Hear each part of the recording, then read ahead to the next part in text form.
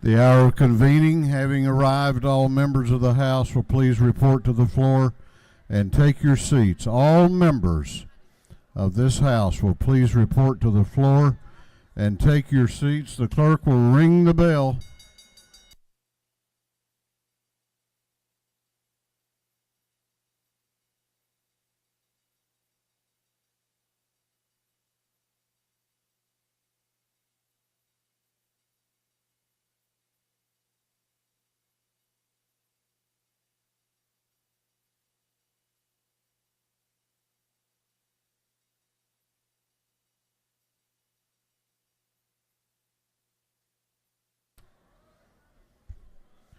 All members, please report to the floor of the House.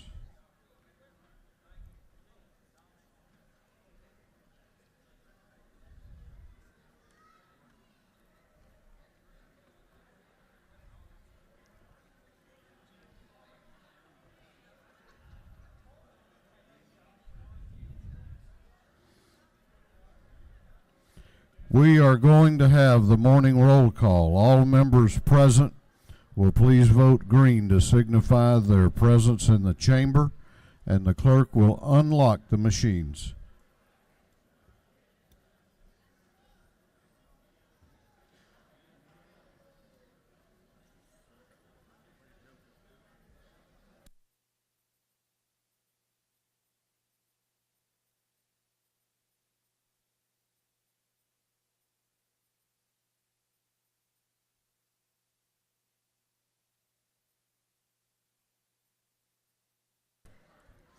Have all members voted? Have all members voted? If so, the clerk will lock the machines.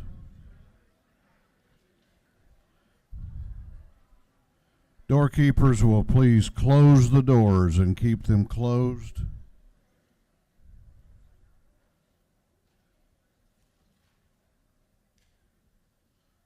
Well, good morning.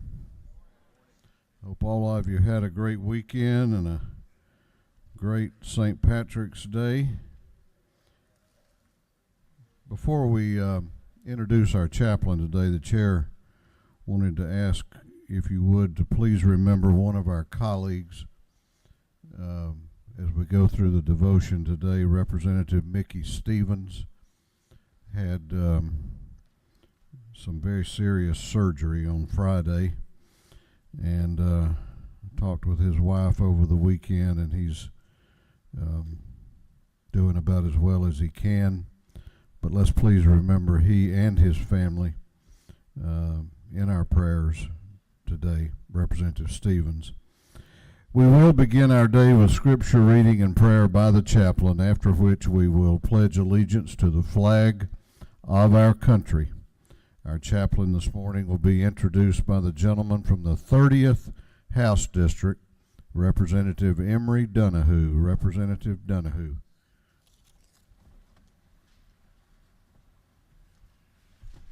Good morning. Thank you, Mr. Speaker, ladies and gentlemen of the House. It's my privilege I come before you this morning to introduce my pastor, Jeff Crook. Pastor Crook has served Christ Place Church since 2004.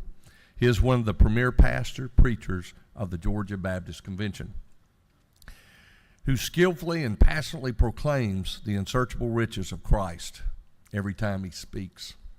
He's traveled throughout this country teaching. I could go on page after page of acclamations that he has accomplished. But during his tenure at Christ Place, formerly Blacksher Place Baptist Church, we have grown our congregation by 4,000 members with over 3,000 in baptism. I would like to just say, I can go on like I said earlier, but the greatest accomplishment he has done, I can call him my pastor, teacher, and truly a man of God, Pastor Jeff Crook.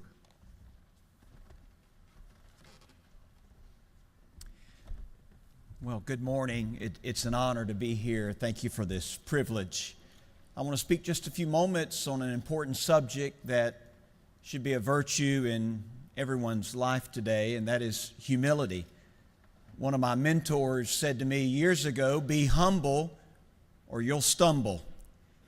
And humility should be the part of a man or woman. It should be also in the heart of those that are leaders and public servants. Humility is one of those elusive virtues that once you realize you have it, you have probably lost it. It's like the group that awarded their member in the community the most humble person of the year. And they gave the member of that community group a beautiful gold lapel pin that stated he was humble. And in the next meeting, he wore it and they had to take it away from him. And so that's sort of like the quality of humility, that we should always strive to walk in humility. Specifically, me and you as leaders in our community. You know, the Bible speaks about what does God require of us. And one of the passages in God's Word, He says that we are to do justly, and we are to love mercy, and we're to walk humbly before our God. So may I take just a moment before we have prayer and do the pledge to remind ourselves from God's Word about what it means to walk in humility. And this reading comes from Philippians chapter number 2, verse number 3. Don't be selfish. Don't try to impress others. Be humble, thinking of others as better than yourselves. Don't look out only for your own interest, but take an interest in others too. You must have the same attitude that Jesus Christ had. Though Jesus was God, He did not think of equality with God as something to be clinged to. Instead, He gave up His divine privileges.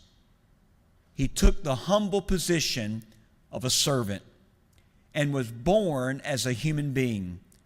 When He appeared in human form, He humbled Himself in obedience to God and died a criminal's death on the cross.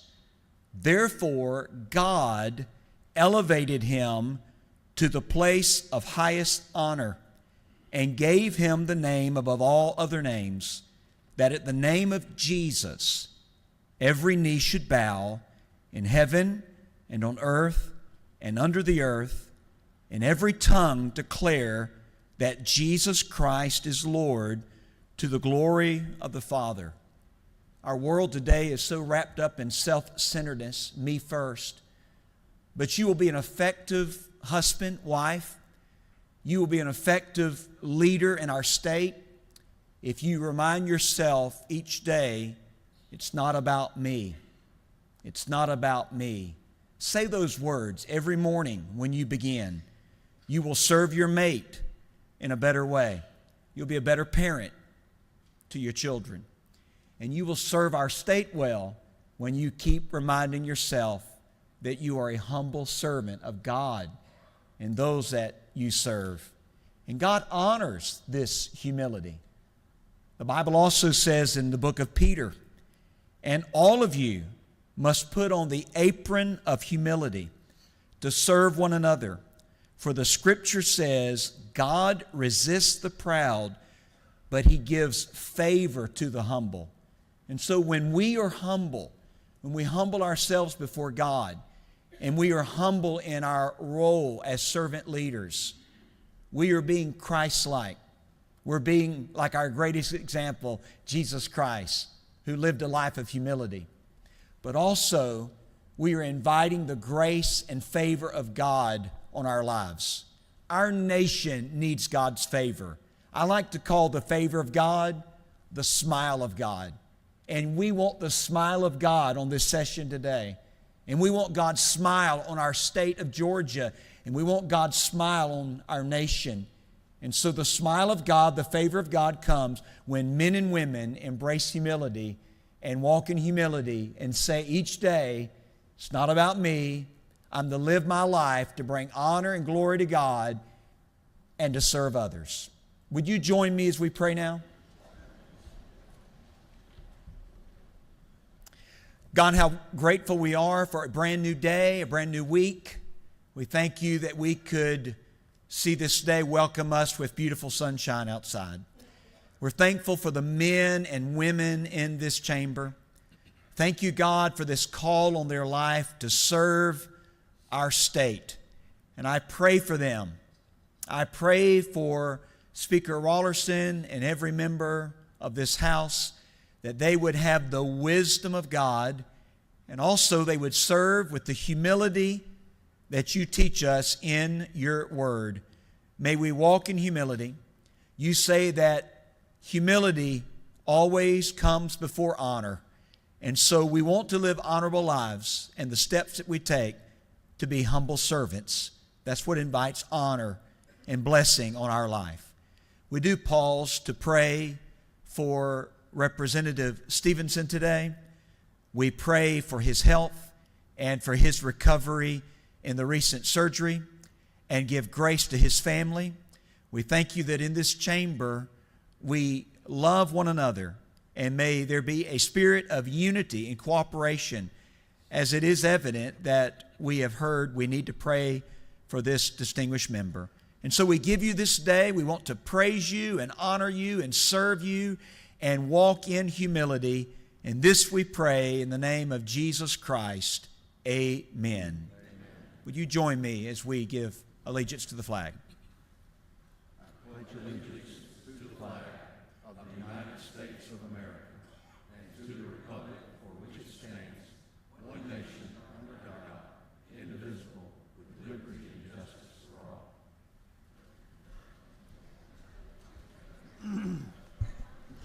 Doorkeepers will unlock the doors.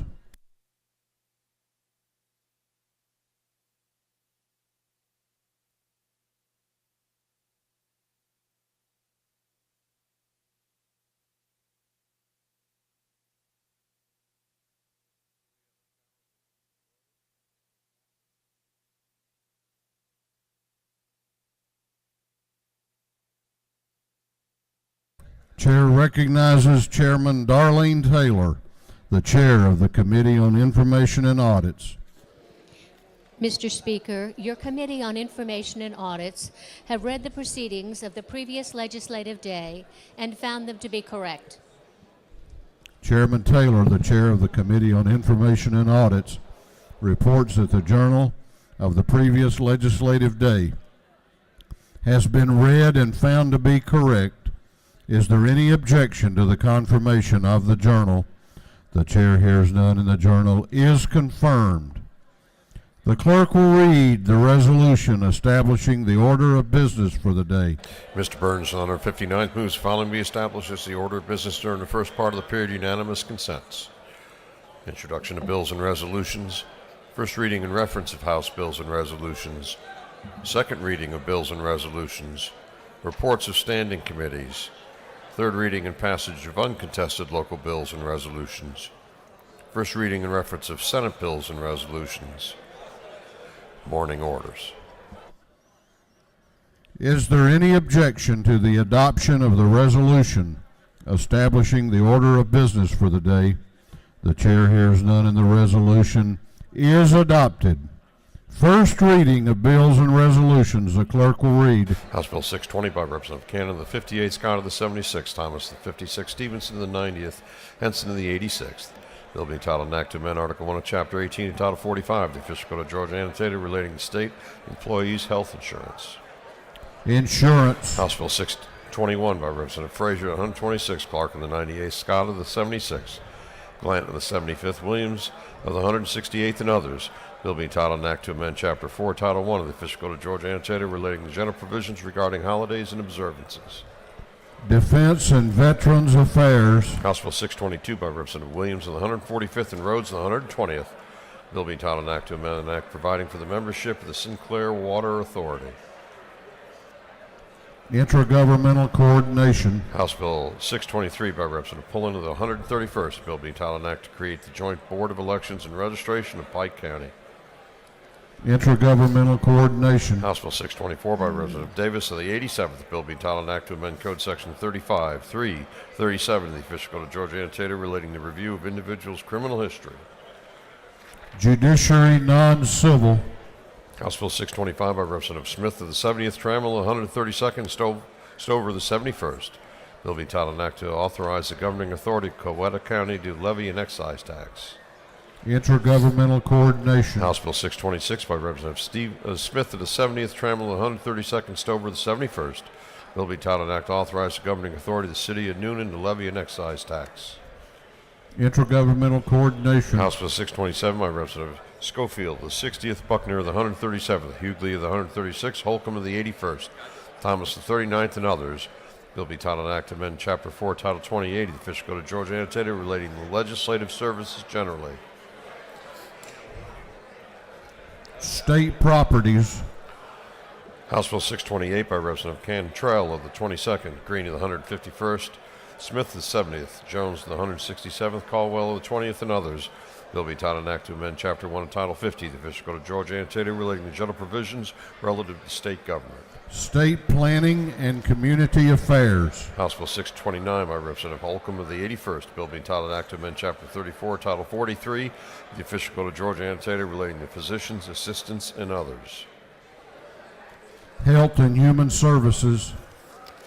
House Bill 630 by Representative Cantrell of the 22nd, Caldwell of the 20th, Smith the 70th, Mathiak the 73rd, Jones the 167th, and others. Bill be titled an act to amend Chapter 1 of Title 50 of the Official Code of Georgia Annotated relating to general provisions relative to state government. State planning and community affairs. House Resolution 530 by Representative Drenner of the 85th, a resolution urging Uber and Lyft transportation companies to incorporate wheelchair accommodations. Transportation. House Resolution 531 by Representative Stovall, the 74th. A resolution proposing an amendment to the Constitution so as to provide for local legislation to authorize the election of school superintendents. Education. House Resolution 532 by Representative Gardner of the 57th, Smyrie, 135th. A resolution recognizing Henry Hank Lewis Aaron and dedicating a bridge in his honor. Transportation. House Resolution 533 by Representative LaHood of the 175th, Bonner of the 72nd, Taylor of the 173rd, Kirby of the 114th, and Petrie of the 166th. A resolution creating the House Study Committee on Innovative Financial Options for Senior Living. Human Relations and Aging. House Resolution 553 by Representative Walensky of the 79th, Fleming of the 121st, Smyrie 135th, Kelly of the 16th, Beverly of the 143rd, and others. A resolution creating the House Study Committee on Cyberbullying. Judiciary Non-Civil. Senate Bill 234 by Senator Harper the 7th. The bill be titled Act to provide that the judge of the probate court of Atkinson County shall also serve as chief magistrate judge of the magistrate court. Intergovernmental coordination. Senate Bill 236 by Senator Kirk of the 13th. Bill be titled Act to repeal an act providing that the tax commissioner of Lee County shall retain a percentage of educational funds. Intergovernmental coordination. That completes first readers. Second reading of bills and resolutions. The clerk will read. House Bill 607 by Representative Stevens of the 164th, Hitchens of the 161st, Gilliard of the 162nd, Gordon of the 163rd, and Petrie of the 166th, a bill to amend an act creating the State Court of Chatham County. House Bill 608 by Representative Meeks of the 178th, a bill to amend an act providing a new charter for the city of Hoboken. House Bill 609 by Representative Moore of the 1st, a bill to amend an act creating the Dade County Water and Sewer Authority. House Bill 610 by Representative Collins of the 68th, Nix of the 69th, Cook of the 18th, Smith of the 70th, a bill to authorize the Magistrate Court of Carroll County to charge a technology fee. House Bill 611 by Representative Jackson of the 64th, Basemore of the 63rd, Bruce of the 61st, Bodie of the 62nd, Metz of the 55th, a bill to authorize the governing authority of the city of South Fulton to levy an excise tax. House Bill 612 by Representative Dreyer of the 59th, Schofield of the 60th, a bill to amend a homestead exemption to provide a homestead exemption from the city of Hapeville ad valorem taxes. House Bill 613 by Representative Holmes of the 129th, a bill to amend an act to provide a new charter for the city of Flovella. House Bill 614 by Representative Dreyer of the 59th, Schofield of the 60th, a bill to amend an act to provide for a homestead exemption from all city of Hapeville ad valorem taxes for residents of that city. House Bill 615 by Representative Nulowitz of the 42nd, Petrie of the 166th, Buckner of the 137th, Cooper of the 43rd, Allen of the 40th, and others, a bill relating to control of hazardous conditions, preventable disease, and metabolic disorders. House Bill 616 by Representative Kelly of the 16th, a bill to provide for the grand jury of Polk County shall not be required to be impaneled on the first day of each term. House Bill 617 by Representative Kelly of the 16th and Cook of the 18th, a bill to provide that the grand jury of Haralson County shall not be required to be impaneled on the first day of each term. House Bill 618 by Representative Cannon of the 58th, Scott of the 76th, Shannon of the 84th, Burnell of the 77th, Thomas of the 56th, a bill relating to state employees' health insurance and benefits plans. House Bill 619 by Representative Belton of the 112th, Welch of the 110th, Rutledge of the 109th, Dickerson of the 113th, a bill to amend and act to place the coroner of Newton County on an annual salary in lieu of the fee system of compensation. House Resolution 497 by Representative Clancy of the 75th, Stovall of the 74th, Schofield of the 60th, Burnell of the 77th, Scott of the 76th, and others.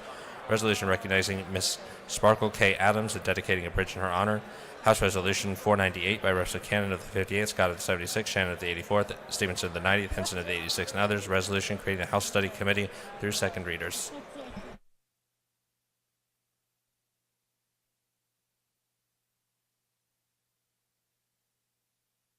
Reports of standing committees. The clerk will read. Representative Richard Smith, the 134th District Chairman of the Committee on Insurance, submitted the following report. Mr. Speaker, your Committee on Insurance has had on consideration the following bills of the Senate. It has instructed me to report the same back to the House with the following recommendations. Senate Bill 132 do pass by committee substitute. Senate Bill 133 do pass by committee substitute. Senate Bill 184 do pass.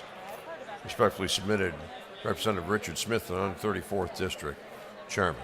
Representative Barry Fleming of the 121st District, Chairman of the Committee on Judiciary, submitted the following report. Mr. Speaker, your Committee on Judiciary has had on consideration the following bills of the Senate. As it instructed me to report the same back to the House. The following recommendations. Senate Bill 97 do pass. Respectfully submitted, Representative Barry Fleming of the 121st District, Chairman. Representative Jan Tankersley, the 160th District, Chairman of the Committee on Intergovernmental Coordination Local, submitted the following report. Mr. Speaker, your Committee on Intergovernmental Coordination Locals had under consideration the following bills of the House. It has instructed me to report the same back to the House with the following recommendations. House Bill 596 do pass. House Bill 597 do pass. House Bill 598 do pass. House Bill 600 do pass. House Bill 601 do pass. House Bill 603 do pass. Respectfully submitted, Representative Jan Tankersley of the 160th District, Chairman. That completes the reports of standing committees.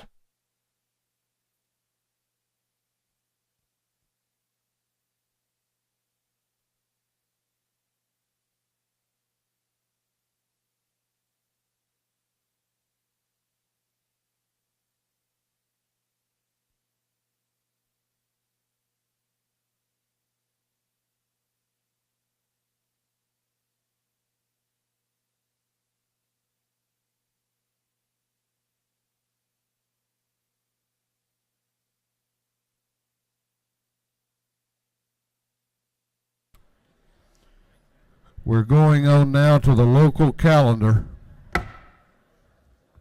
Going on to the local calendar. Third reading and passage of uncontested local bills. If there is no objection, we will vote on the local calendar as a whole with a recorded vote. Hearing none, it is so ordered. The clerk will read the local calendar. House Bill 596 by Representative Jackson, the 128th, Washington County. House Bill 597 by Representative Houston of the 170th, City of Sparks. House Bill 598 by Representative Fleming of the 121st, City of Harlem. House Bill 600 by Representative Dickey, the 140th, Monroe County. House Bill 601 by Representative England of the 116th, City of Statham.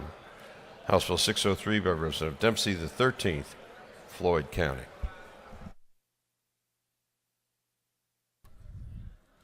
Is there any objection to the previous question being ordered on the local calendar? The chair hears none. The previous question is ordered. Is there any objection to agreeing to the report of the committee, which was favorable to the passage of the bills?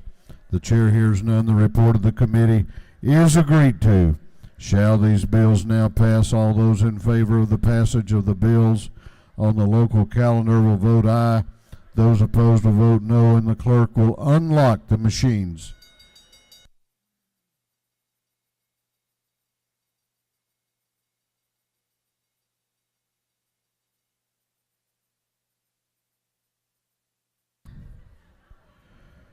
Have all members voted? Have all members voted? If so, the clerk will lock the machines.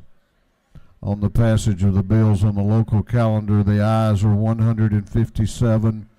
The nays are 0. These bills, having received the requisite constitutional majority, are therefore passed.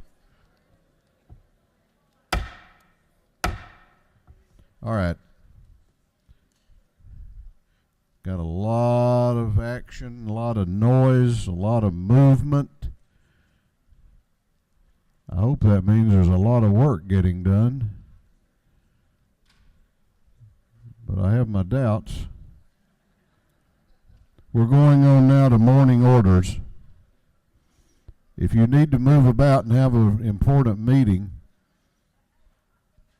then take that to the anteroom or to the hallway. It's going to be a nice day outside. You can even take it outside. Chair recognizes Representative Buckner for a morning order. 2 minutes each this morning.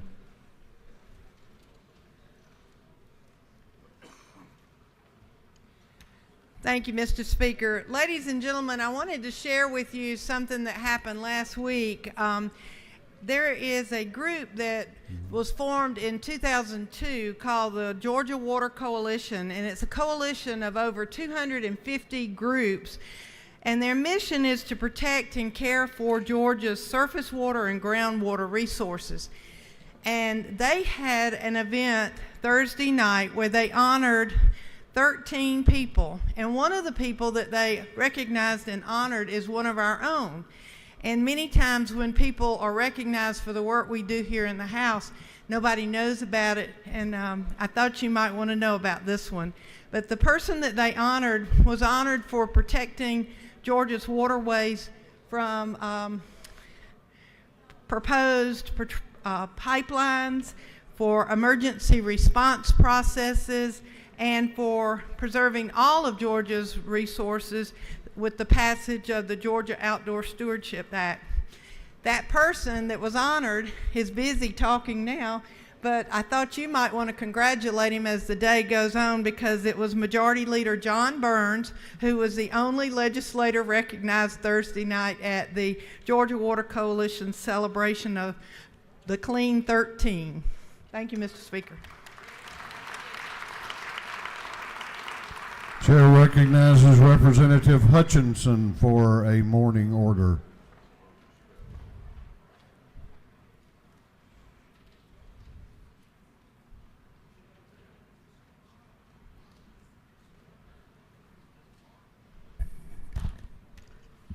Good morning, colleagues. Thank you, Mr. Speaker. This week, I am working with the Department of Adoptions, and it's our effort to recognize at least one child on the My Turn website, which contains almost 200 children in the state of Georgia who are waiting for an adoptive home. This week, we will hopefully be highlighting at least one child for every session until the end of our session. So look forward to that in the future. Thank you. Chair recognizes Representative Schofield for a morning order. Thank you, Mr. Speaker. Good morning, colleagues. Today, I stand before you and recognize some of the unsung heroes in District 60, and those are the people that have come down that are school custodians. Those are the ones that are tirelessly standing and doing the jobs in our school and sometimes overlooked. But I would like to recognize the custodians from Tri-City High School, KIPP Seoul Primary School, South Atlanta High School, Forest Park High School, Imagine Wesley Academy, Unidos Dual Language School, and Forest Park Middle Schools. If you're in the gallery, please stand.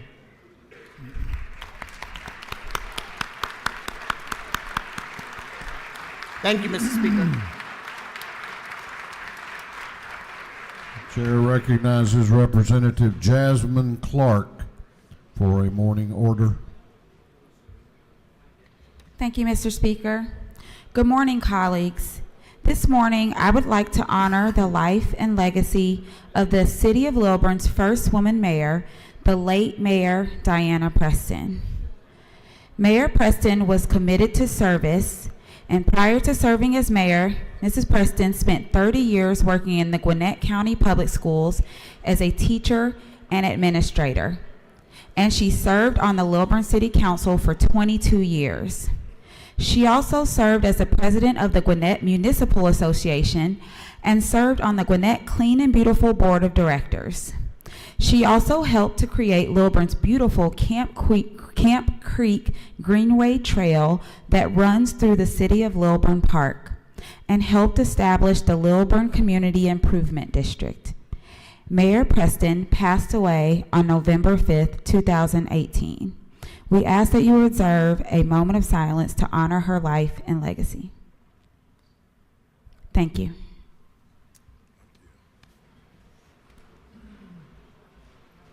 Chair recognizes for a morning order Representatives Kendrick, Bazemore, and Carter. Thank you, Mr. Speaker. Good morning, colleagues. Today is a very, very special day.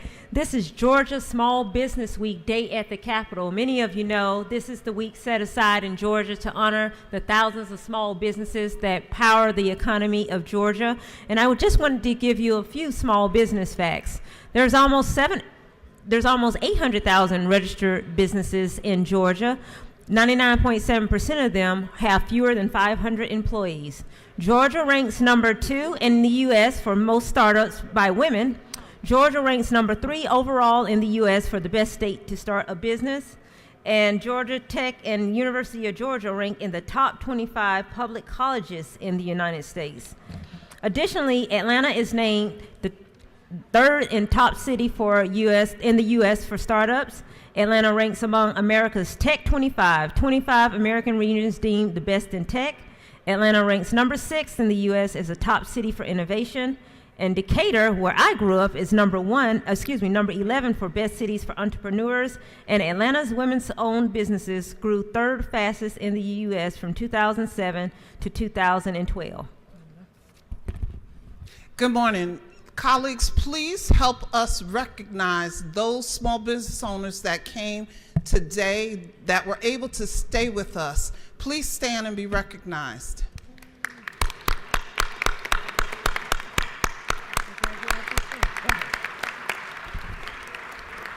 And as we close out this moment in Georgia Small Business Week, I want to share with you a little fact we learned about an industry prior to Prohibition.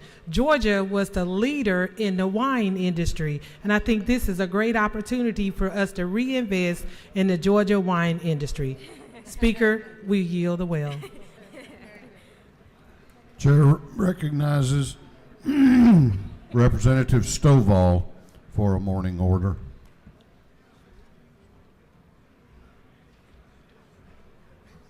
Thank you, Mr. Speaker and members. Single parents are a part of the fabric in Georgia. They face everyday challenges of raising healthy children.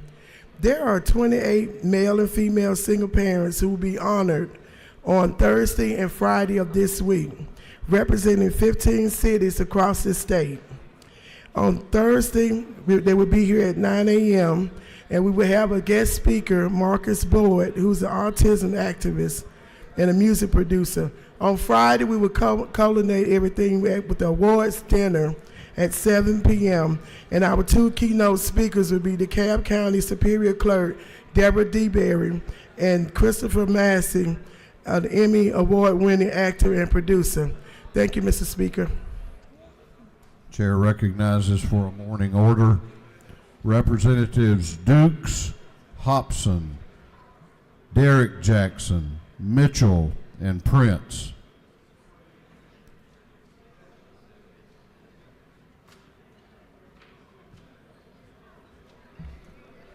Thank you, Mr. Speaker. Greetings, colleagues. Today is Jack and Jill of America Incorporated Southeastern Region Day at the Capitol. Jack and Jill of America Incorporated is a membership organization of mothers and fathers with children ages 2 to 19, dedicated to nurturing future African American leaders by strengthening children through leadership, development, volunteer service, philanthropic giving, and civic duty. The late Marion Stubbs founded Jack and Jill of America Incorporated on January 24th, 1938 in Philadelphia, Pennsylvania. 20 mothers came together to discuss creating an organization to provide social, cultural, educational opportunities for youth between the ages of 2 and 19.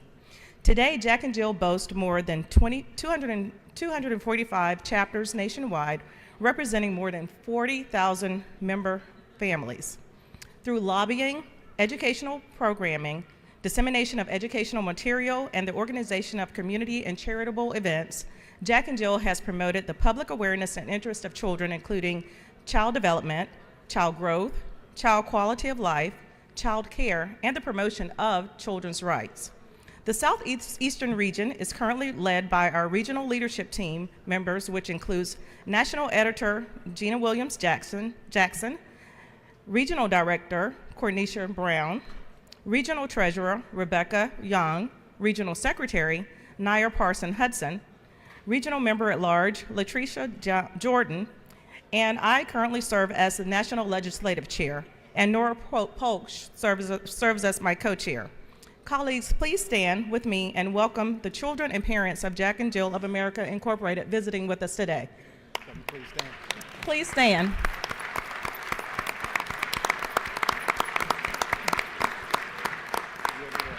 Thank you. I yield the will. Chair recognizes Representative Clark for a morning order.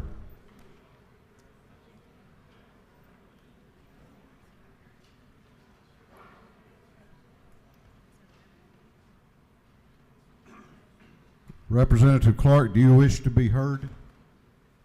He waves. Chair recognizes the Majority Caucus Whip, Representative Kelly, for a morning order. Thank you, Mr. Speaker, and I'd invite any of us proud Georgia State Panthers that are in the chamber with us to come down and join me this morning, because we have something to celebrate. And that's the fact that the Georgia State University basketball team last night defeated University of Texas Arlington 73-64 in a championship game, so that they once again won the 2019 Sun Belt Conference title, and they have earned a bid to the March Madness tournament. So we're proud, and we want to celebrate that for them. So how about we give them a round of applause? There we go.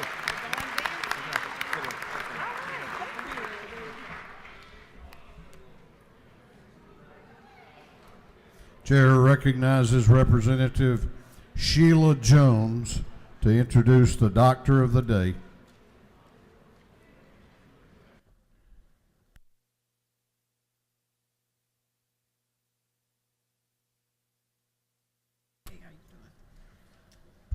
Thank you, Mr. Speaker. Members of the House, I'm to introduce the Doctor of the Day, who is Dr. Scott Swayze.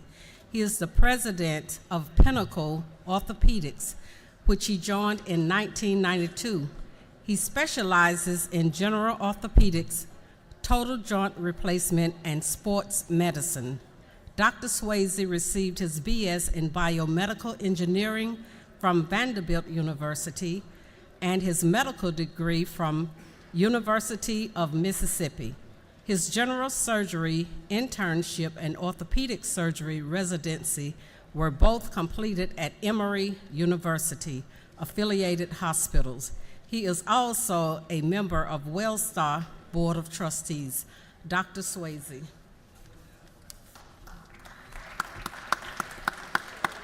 Thank you, Representative Jones and Mr. Speaker.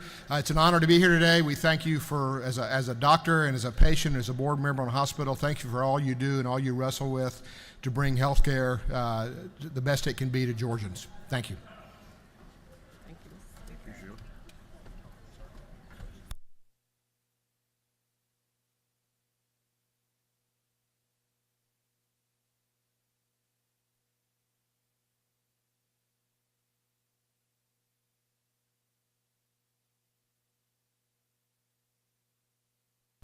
Chair wants to recognize on the floor a former member.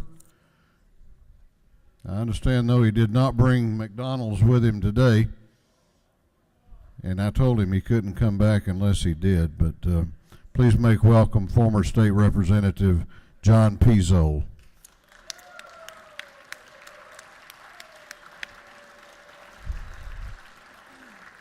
What purpose does Chairman Corbett rise? Parliamentary inquiry. State your inquiry. Is it not true that one of the new representatives' delegation mates should have let him know that when the bell rings, he needs to be at his desk? The chair has been advised that our newest member here today, Representative James Burchett, missed his very first roll call vote.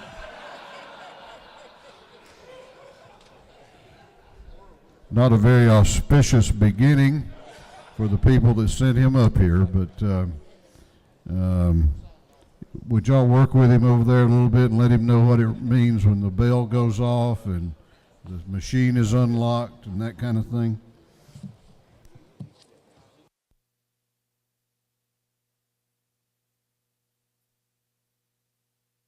Chair, House will be in order. House will come to order. All members in the chamber will please be seated. We're about to honor and recognize some very distinguished guests that are with us. And the chair clerk will read the caption to House Resolution 374.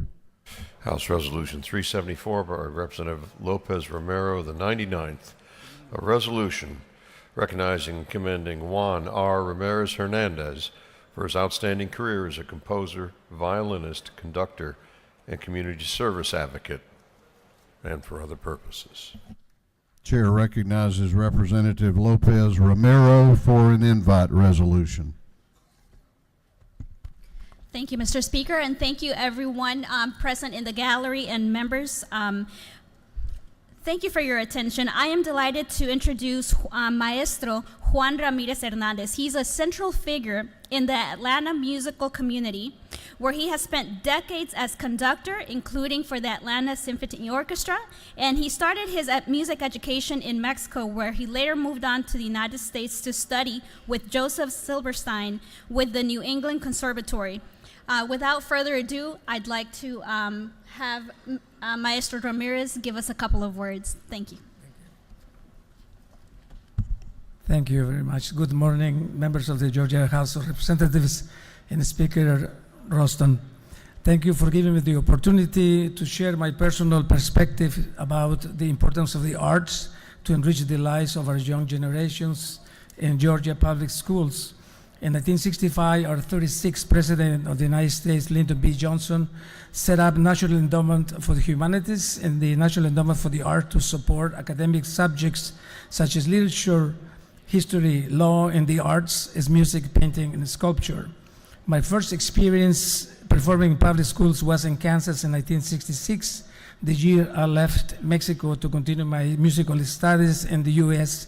I was a student at the Emporia Teacher College, now Emporia State University. The project entitled Flint Hills was sponsored by the NEA. This gave me an opportunity to have a small income and continue my musical studies. We reached many students in the state of Kansas, educating them about the importance of music. Fine arts and partnership with the Metro Public Schools in 1990, I created Music for Success, an educational program of the Atlanta Virtuosi Foundation.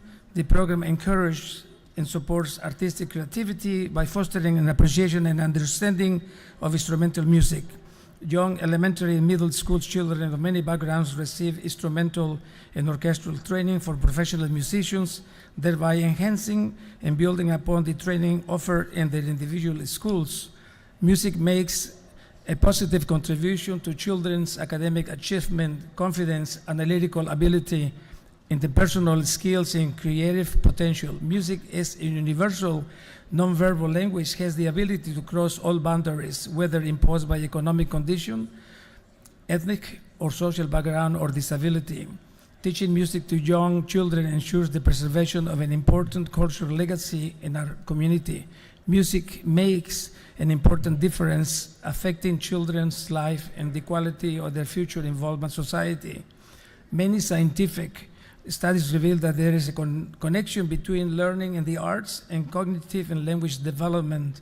The National Association of Music Education assures us that the arts learning activities prepare children and all the students for careers, whether in the arts or elsewhere.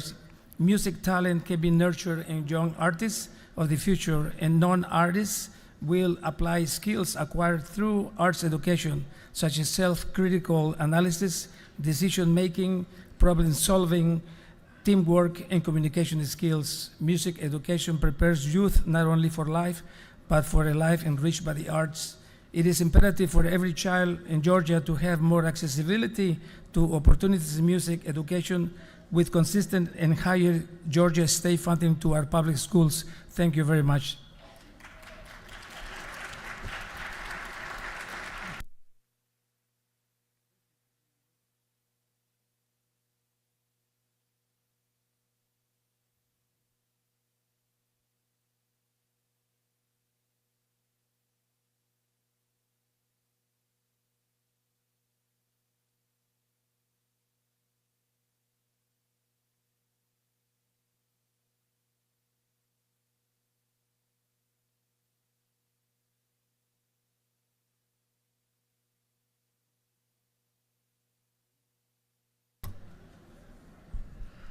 Clerk will read the caption to House Resolution 453.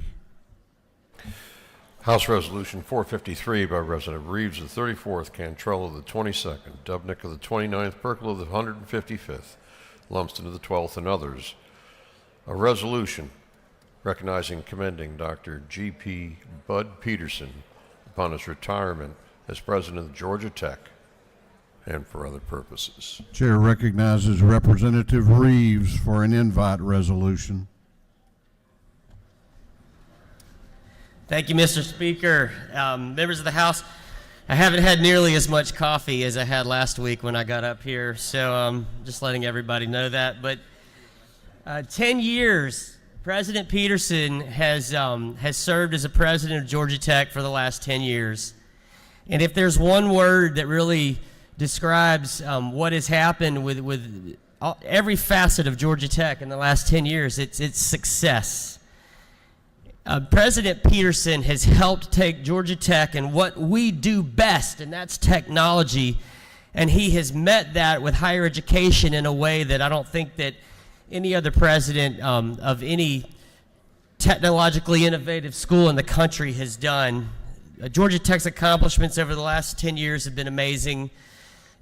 He has nearly doubled the federal research grant awards to over $850 million. Tech has grown. Growth is another word. We've moved across the interstate to 5th Street and Tech Square. Tech Square is what we call an innovative neighborhood where corporate giants have moved their headquarters and startups so that they can partner with our students at Georgia Tech right on campus. Enrollment has increased. Our global presence has increased across the world. And President Peterson has been an ambassador for Georgia Tech and really for Atlanta and also for all of Georgia, an ambassador for the world, serving on boards, industry and government, and academic task force. But I will say this on a personal note.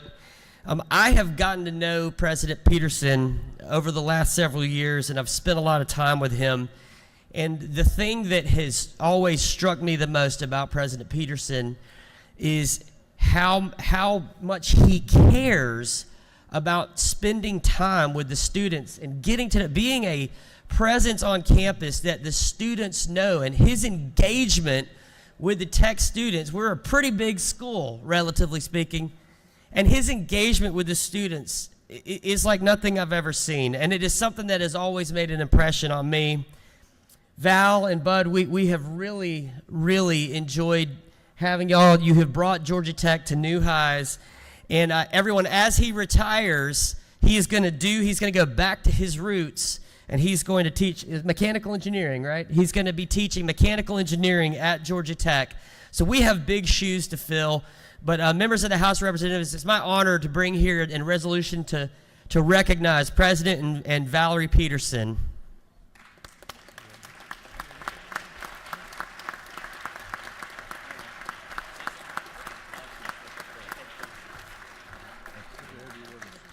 Thank you, Representative Reeves. Mr. Speaker, it's a great honor and privilege to be here.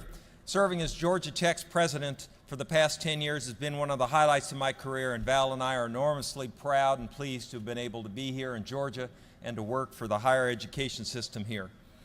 I also want to thank the members of the House, the Speaker, the Legislature, the Regents for all that they've done for higher education. Georgia is one of only 3 states in the country that can boast 2 public universities in the top 15. It's a real honor, and it's the result of the support that we get from you, from your colleagues in the Senate, from the governor, from the regents, and from the people across the state. It's something that you can be enormously proud of. Some of you have heard me say before that Georgia is very fortunate. It has one of the best higher education systems in the country. We've been in Texas, in Kansas, in Colorado, and in New York, and having a single board of regents that oversees higher education provides guidance and leadership is a tremendous advantage. Val and I won't be going far. We love Atlanta. We're going to stay here in Atlanta. I've stayed involved in my research and had a PhD student that finished a couple years ago. He's teaching at Penn State, and my hope is to go back to research and teaching. I told Dean the other day that the bad news is the last time I had full responsibility for a course, for teaching a course, we used chalk. The good news is that the first and second law of thermodynamics haven't changed. So thank you very much, Mr. Speaker, for this opportunity. Thank you. Thank you. Thank you. Thank you very much.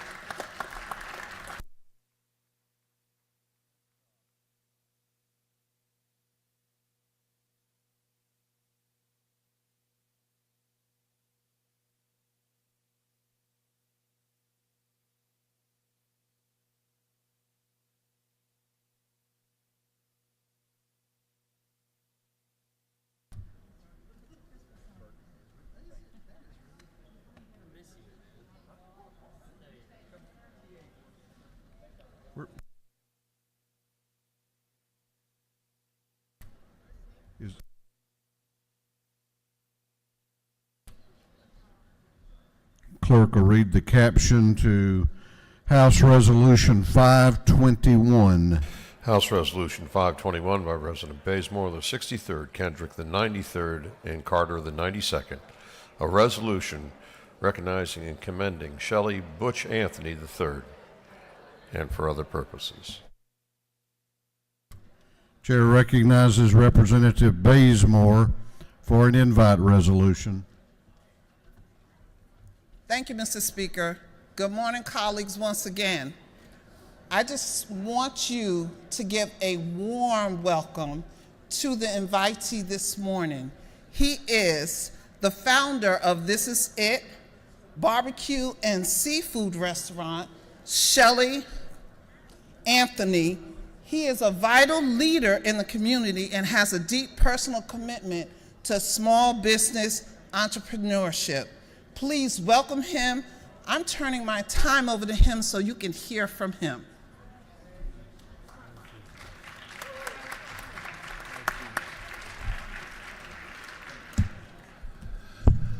Good morning. Thank you, Mr. Representative, Mr. House. I thank you for this opportunity. First of all, I give honor to Christ, who's the head of my life and all that I do. I thank God this morning for Mr. Dave Geary, who's here with me, our marketing director. And I just thank God for this opportunity today. I just really want you to know, where God has brought us from in this great state of Georgia. We started off in 1983. This is our 35th year doing business in the state of Georgia. The restaurant is called This Is It Barbecue and Seafood. I want you to know that God has a plan for the underdog. We signed a deal last March to do 300 locations in the U.S. and Canada. And I know that's something that, nobody else could have ever told me that was going to happen, but God had a plan for us. And I thank God for all of you who have supported us over the years to where we are today. Again, it's just a marvelous feeling to be, You know, I'm so humbled to be in your presence today. But, you know, again, I thank you, and I thank you, and I thank you. You know, it's a good feeling to know that people have supported you and stuck by you, and, you know, never would have knew that we would have been here today. But we look forward to the future and all that God has for us. You know, I thank God for you that serve. The Bible say the greatest among you are those that serve. And I thank God for you today and your service to the great state of Georgia. Amen. Amen.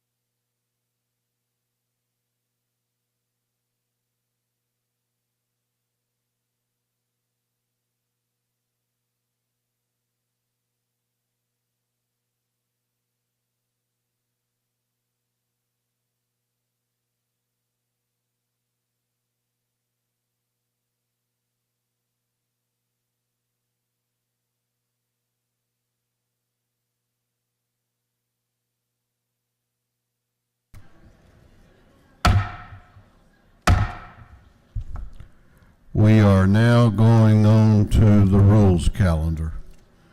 Going on to the rules calendar, the clerk will read the caption to Senate Bill 67. Senate Bill 67 by Senator Burke of the 11th, Hill of the 4th, Kirk of the 13th, Sims of the 12th, Mullins of the 53rd, to be entitled an act to amend Part 10 of Article 6 of Chapter 2 of Title 20, the official code of Georgia annotated relating to capital outlay funds for elementary and secondary education so as to provide for eligibility for regular funding. This bill having referred to the Committee on Appropriations. That committee recommends that this bill do pass. Chair recognizes the Chair of the Industry and Labor Committee, Chairman Werkheiser, to present the bill. Thank you, Mr. Speaker. Senate Bill 67 addresses a funding gap for local school systems in two distinct scenarios. The first one is funding for repairs of damaged school buildings due to natural disasters, such as what we've had this past year in southwest Georgia. And secondly, funding for small school systems who are consolidating school buildings. This bill gives the Department of Education a pathway to allow low wealth capital outlay designations in these two narrowly drawn circumstances. There's more details if you need them, but that's the short version. You have no questions. With that, I'll ask for your favorable consideration for Senate Bill 67. Thank you. Is there any objection to the previous question being ordered? The chair hears none. The previous question is ordered. Is there any objection to agreeing to the report of the committee, which was favorable to the passage of the bill? The chair hears none. The report of the committee is agreed to. Shall this bill now pass? All those in favor of the passage of Senate Bill 67 will vote aye. Those opposed will vote no, and the clerk will unlock the machines. Hey, guys.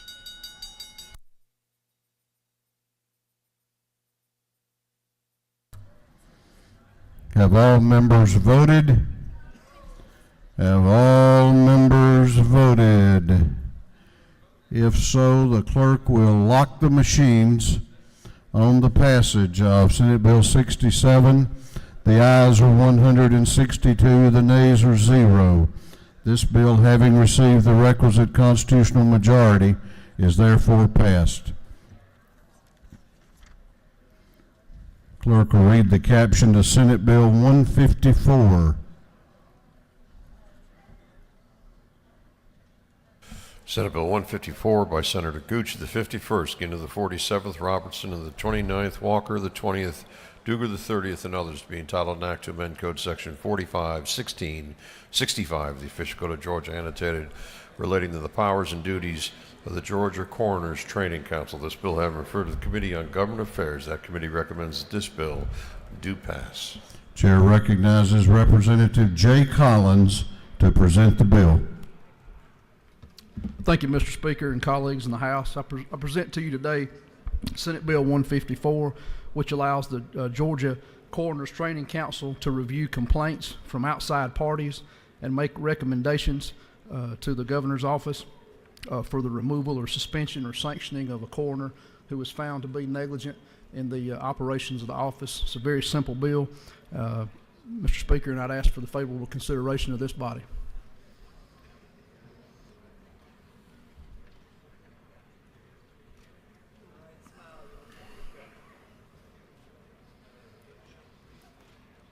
You have some questions if you care to yield. I'll take a few.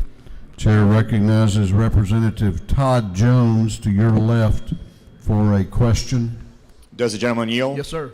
Can you please let the chamber know who appoints this training council? The training council for the Coroners Association? Yes, sir. That's appointed by the governor's office, is that correct? I'm asking you. Okay. I believe my colleague, Mr. Danny Mathis, could probably answer that question.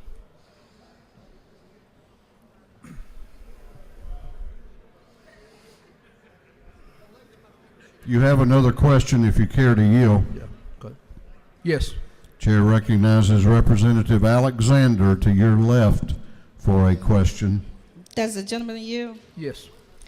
If we read down on line 23 through 24, who will actually perform this investigation to determine the complaints received are legitimate complaints? That coroner's council, that's what this legislation does. As it's stated right now, if you want to complain on the duties, the job performance of a coroner, the training council cannot accept any complaints from any outside parties.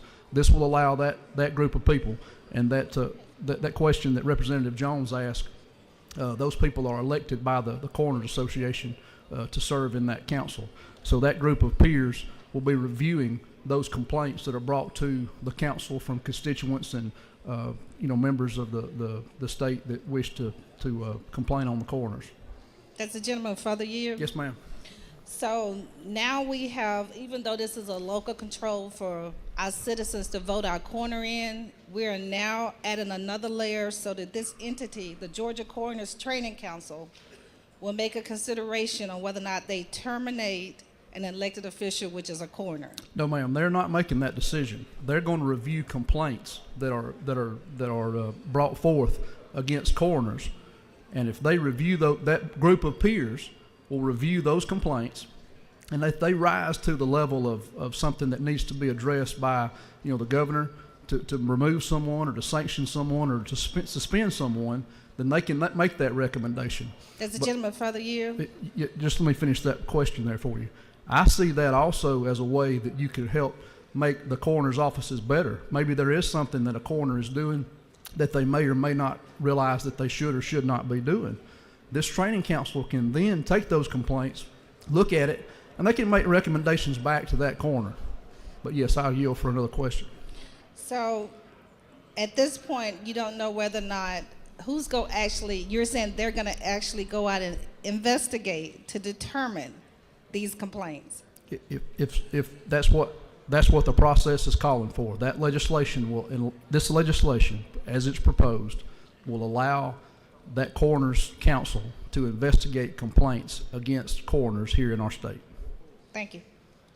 Mr. Speaker, I yield the well and ask for the favorable consideration of this bill. Gentleman has yielded the well. Is there any objection to the previous question being ordered? The chair hears none. The previous question is ordered. Is there any objection to agreeing to the report of the committee, which was favorable to the passage of the bill? The chair hears none. The report of the committee is agreed to. Shall this bill now pass? All those in favor of the passage of the bill will vote aye. Those opposed will vote no, and the clerk will unlock the machines.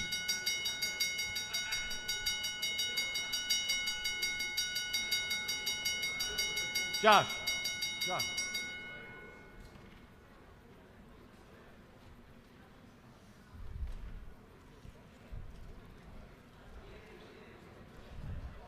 Have all members voted?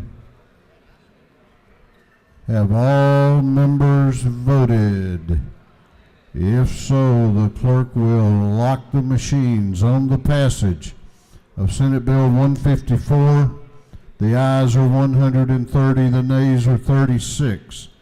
This bill, having received the requisite constitutional majority, is therefore passed.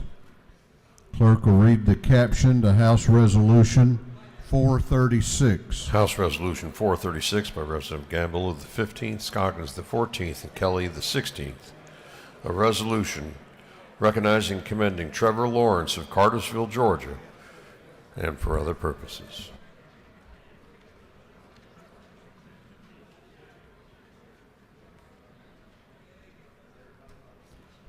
This House will come to order. House will come to order.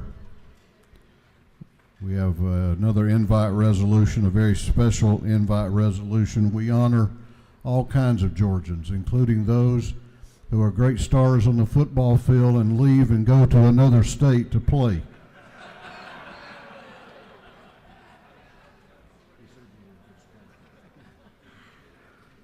Chair recognizes Representative Matthew Gamble for an invite resolution.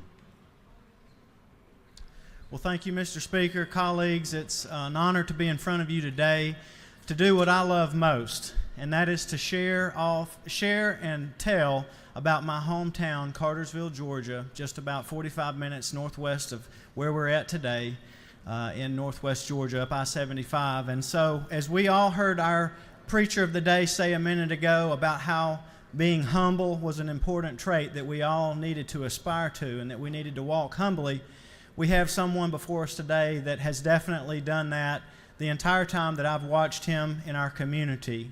And so I go to church with Trevor Lawrence that's here with us today. His mother, Amanda, is joining him. I've watched this family at my church. I've watched this family on the football field at Cartersville High School, where he was definitely a standout there before he eventually led Clemson to the national championship this year. And we are so honored to have him with us today and appreciate the character that he has, not only on the football field, but off the football field. He is the real deal. So would y'all join me in welcoming Trevor Lawrence with us today?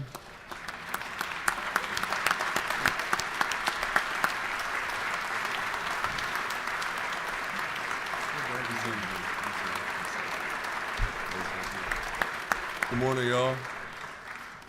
It's always good to be back, not only in Georgia, but here at the Capitol. This is, I think, my third time from high school and a few other times. So thank y'all for having me. I really appreciate it, and it's definitely an honor for you guys to recognize me, but it's really a recognition for everyone that's been involved, and teammates, family, friends, everyone that's here and also that's not here. So I just want to thank y'all for having me and for taking time out of y'all's day to recognize me. So thank y'all.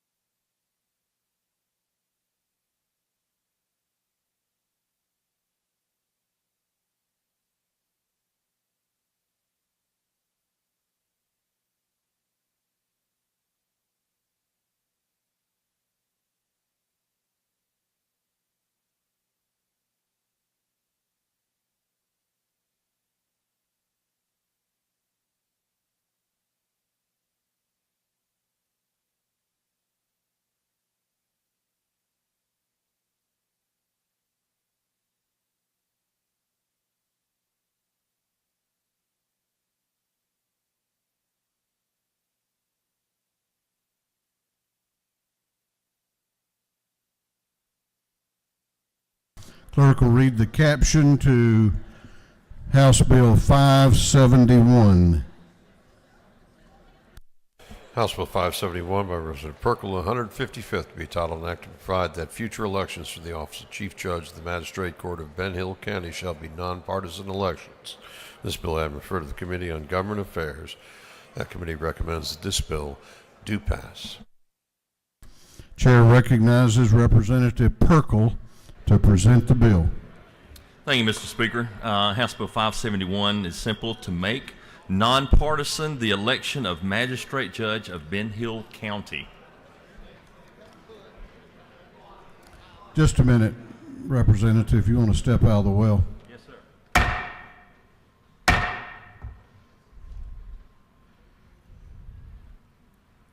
We have a member of this body that is trying to present a bill, and all kinds of noise and movement going on.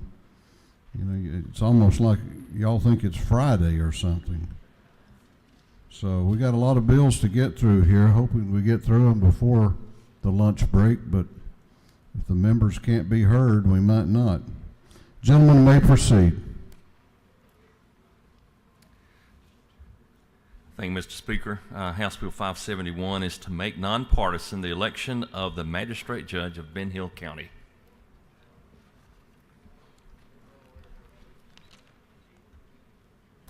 You have a question if you care to yield. Yes, sir. Chair recognizes Representative McLaurin to your right for a question. Thank you, Mr. Speaker. Does the gentleman yield? Certainly. Is it not true that nonpartisan election of judges is essential to insulate officials acting in a judicial capacity from pressures that are inappropriate to the type of work they do, to make sure they make rulings based on the law instead of what's popular?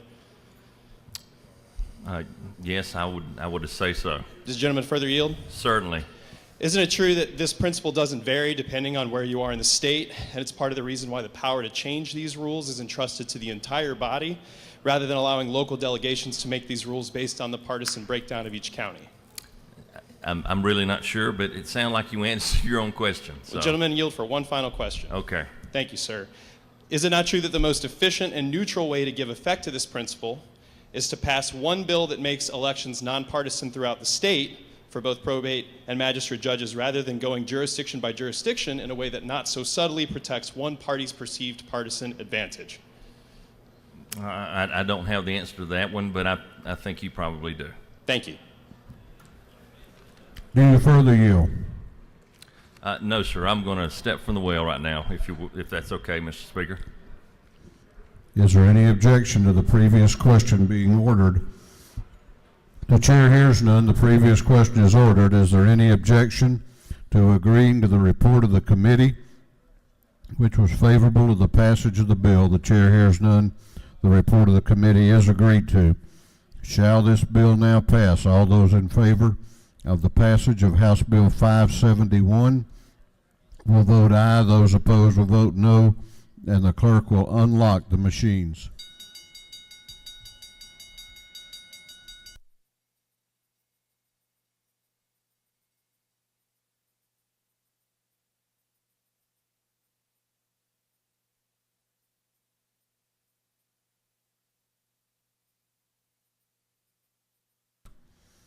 Have all members voted? Have all members voted? If so, the clerk will lock the machines. On the passage of House Bill 571, the ayes are 106, the nays are 60. This bill, having received the requisite constitutional majority, is therefore passed. Clerk will read the caption to House Bill 572. House Bill 572 by Representative Perkle of the 155th to be titled an act to provide that future elections to the office of probate judge of Ben Hill County shall be nonpartisan elections. This bill has been referred to the Committee on Government Affairs. That committee recommends that this bill do pass. Chair recognizes Representative Perkle to present the bill.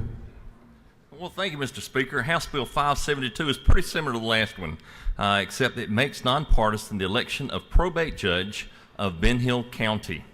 And I will yield the well and ask for favorable consideration of this bill. Gentleman has yielded the well. Is there any objection to the previous question being ordered? The chair hears none. The previous question is ordered. Is there any objection to agreeing to the report of the committee, which was favorable to the passage of the bill? The chair hears none. The report of the committee is agreed to. Shall this bill now pass? All those in favor of the passage of the bill will vote aye. Those opposed will vote no, and the clerk will unlock the machine. What purpose does Representative Wilkerson rise? Parliamentary inquiry. State your inquiry. Is it not true that all nonpartisan changes have to be done as a general bill, and that there is a question as to why this is not required to be done by crossover day?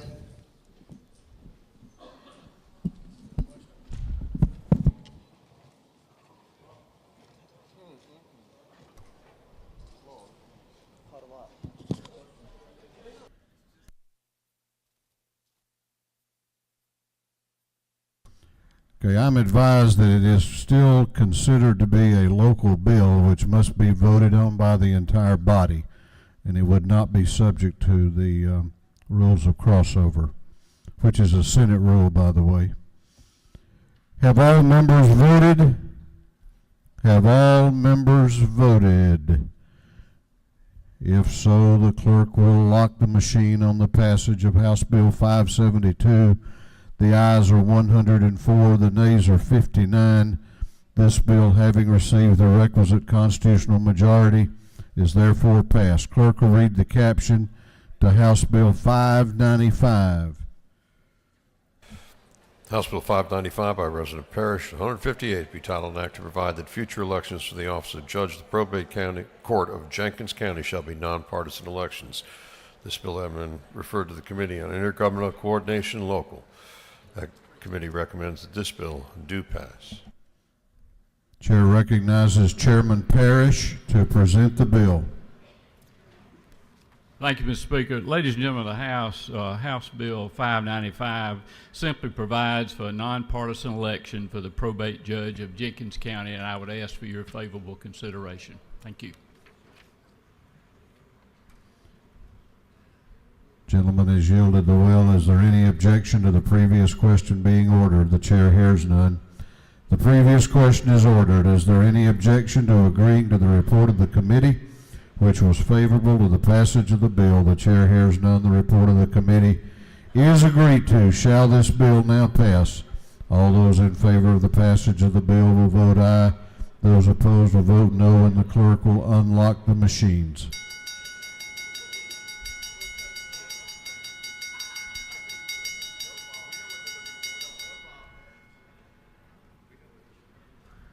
Have all members voted?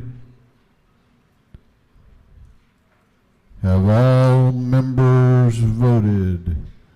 If so, the clerk will lock the machine on the passage of House Bill 595. The ayes are 107.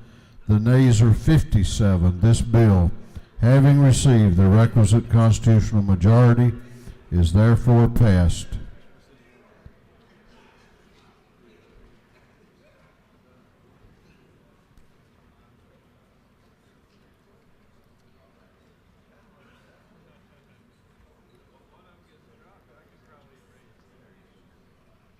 Clerk will read the caption to Senate Bill 170.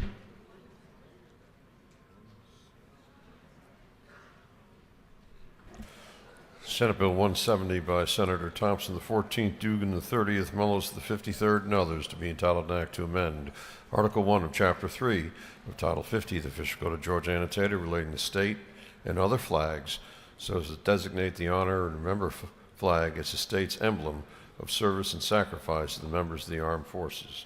This bill having referred to the Committee on Special Rules, that committee recommends that this bill do pass. Chair recognizes Representative Gamble to present the bill. Thank you, Mr. Speaker. Members of the House, you have before you Senate Bill 170, and all it does is designate the Honor and Remember flag as the official flag for those who have died in service in any American war. It does not prescribe anyone to fly it. It does not prescribe anyone to purchase it. It just designates it, and if we pass this legislation, we will be following suit with 25 other states that have already done this throughout our country. If there are no questions, Mr. Speaker, I will yield the well. You have a couple of questions if you care to yield. I will yield. Chair recognizes Representative Rogers to your right for a question. Thank you, Mr. Speaker. Will the gentleman yield? I do. Not a question, really just a statement. Is it not true that close to 1.5 million Americans have died since 1776, and this is a fitting tribute? And I really commend you and appreciate your bringing the bill. Thank you, Representative. That is true. Thank you. Do you further yield? I will yield for one more. Chair recognizes Representative Derek Jackson to your right for a question. Thank you, Mr. Speaker. Does the gentleman yield? Yes, sir.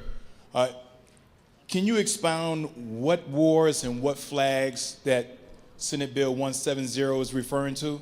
That would be the American wars throughout the history of our country, that anyone has died in service to our country.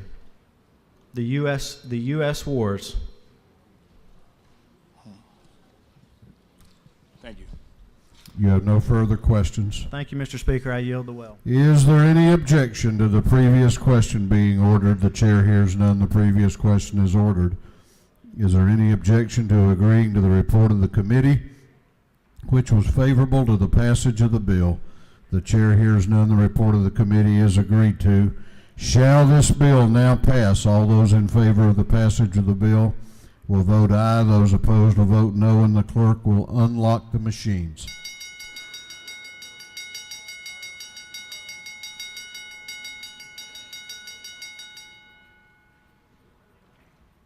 Have all members voted? Have all members voted?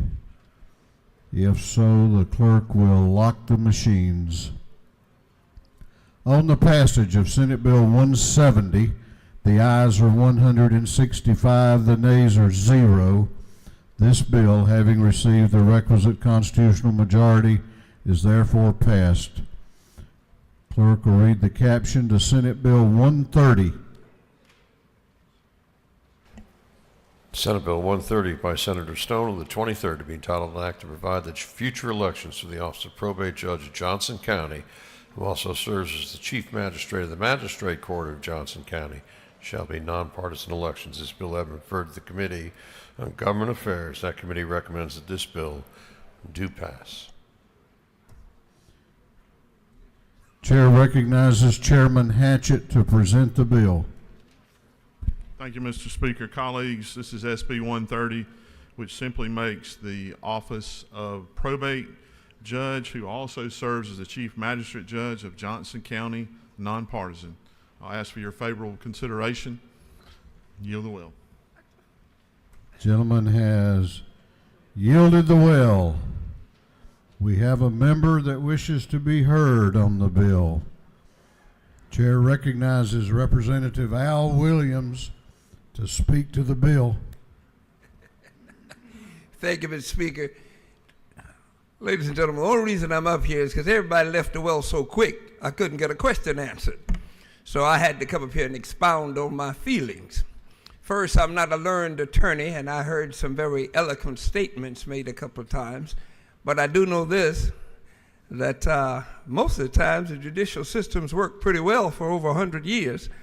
And I just wanted to come and say one of my reluctances, and this is a very bipartisan question, but I'm waiting on a Republican magistrate or probate judge to get pushed into nonpartisanship. Just looks like nonpartisanship happens when the elected official happens to be a Democrat. Now, I don't know, but that's the way it seems. And sometimes they don't exactly smell, but they got a funny whiff to them. And so I just wanted to come up and express that. And additionally,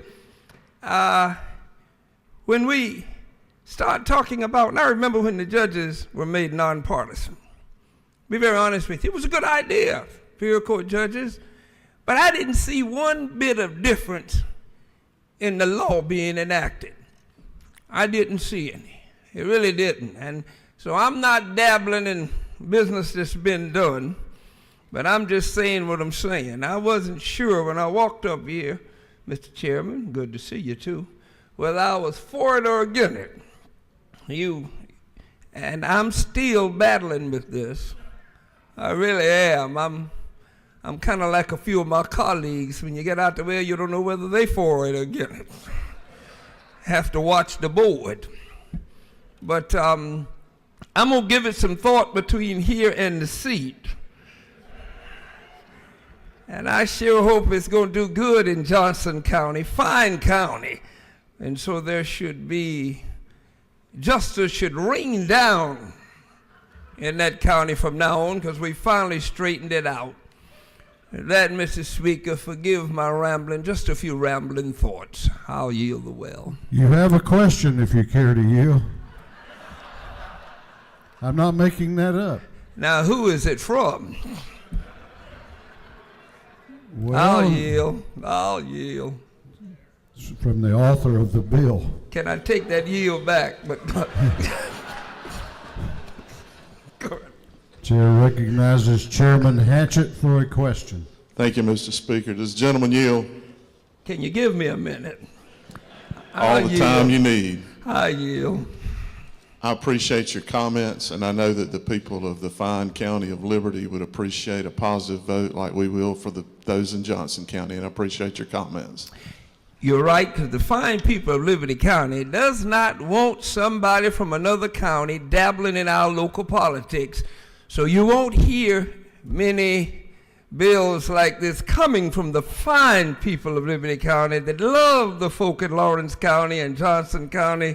And with that, I am definitely leaving the well.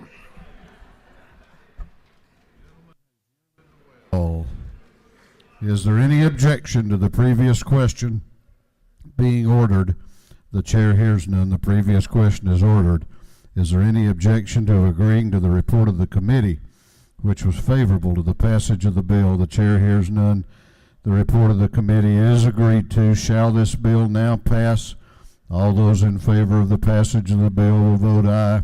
Those opposed will vote no, and the clerk will unlock the machines.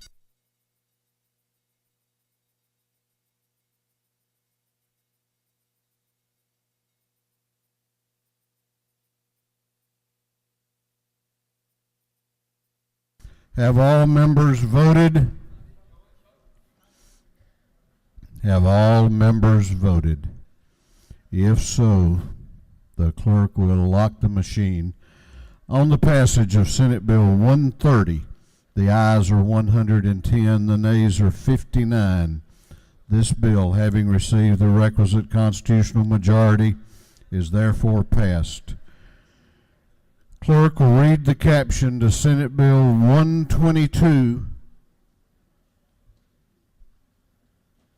Senate Bill 122 by Senator Kennedy the 18th, Walker the 20th, Mullis the 53rd, Butler the 55th, and others. Being titled an act to amend Article 22 of Chapter 1 and Title 10 of the Official Code of Georgia Annotated relating to motor vehicle franchise practices so as to provide for protection of certain consumer data in motor vehicle sales or lease transactions. This bill having referred to the Committee on Motor Vehicles. That committee recommends that this bill do pass by committee substitute. Chair recognizes Chairman Alan Powell to present the bill. Thank you, Mr. Speaker, and ladies and gentlemen. I bring to you today Senate Bill 122. Looks like about every 20 years or so there gets to be a little scrap between family members, and that's what's happened between manufacturers and the new car dealers. For years, we've always understood how important the auto business is in Georgia. And, you think that the new car dealers is a pretty big organization. Well, there's always a bigger dog in the kennel, and that's the manufacturers. So about every 20 years, we have to renegotiate and come in here and make some changes by law to the motor vehicle franchise law. What Senate Bill 122, it clarifies and cleans up a lot of issues that have been festering for several years. Data protection, for one. The manufacturers sort of coerce dealers about that private information they collect on customers. And what this does, this just allows for protection of that customer data and puts it in the hands of the dealers that do the collecting so they can live up to federal law. audit and chargebacks. Those are operating agreements that the manufacturers do with they enter into with these with our auto dealers, and a lot of the times those audits are not correct in how they set these audits up. In some, what this bill does, it just clarifies by Georgia law and brings fairness and transparency to that audit process. Factory imaging, something that we've seen for years. The old day that the local Chevy dealership that was located out in small town Georgia, those have long since been gone because of the factory image programs. Well, the factories, they basically have held the hands of the auto dealers and said, you've got to do this by our factory image, and they do it. And what this has happened is that even though a lot of these new car dealers have spent all this money to do factory imaging, then the factory comes back and either they mandate who they deal with to contract to do the work, or then they'll come back within a certain period of time and say, well, that ain't good enough. What this says is that the factories have been excessive in this, and it requires the dealers that they don't have to remodel but once within 10 years. And they need to be reasonable about what they're doing with this factory imaging program. The performance criteria, the criteria is used to measure the performance of the dealerships, has not been reasonable, and this requires that it be reasonable and fair. The warranty surcharges, that's what the factories pay on service work. There's several ways it can be charged under the current law, either by contract rates, retail, or the Unified Warranty Reimbursement Agreement. And this basically sets it into that Unified Warranty Service Agreement mode. And last but not least, the incentive programs. This is what the factories pay the new car dealers. And these things, it's national. It is a national program, and because of Georgia law, in some states, that incentive program could be in violation of the state laws, and this says that they have to conform to the state law. That's quite frankly what it does. It's just a 20-year love fest between just the straightening out of the love between the manufacturers and the dealers. And I'd certainly encourage you to vote for this, and maybe they'll come back in another 20 years. Be glad to answer any questions, and if there are none, I would appreciate your support of this bill. You have no questions. Is there any objection to the previous question being ordered? The chair hears none. The previous question is ordered. Is there any objection to adopting the committee substitute? The chair hears none. The committee substitute is adopted. Is there any objection to agreeing to the report of the committee which was favorable to the passage of the bill? The chair hears none. The report of the committee is agreed to. Shall this bill now pass? All those in favor of the passage of the bill will vote aye. Those opposed will vote no. And the clerk will unlock the machines.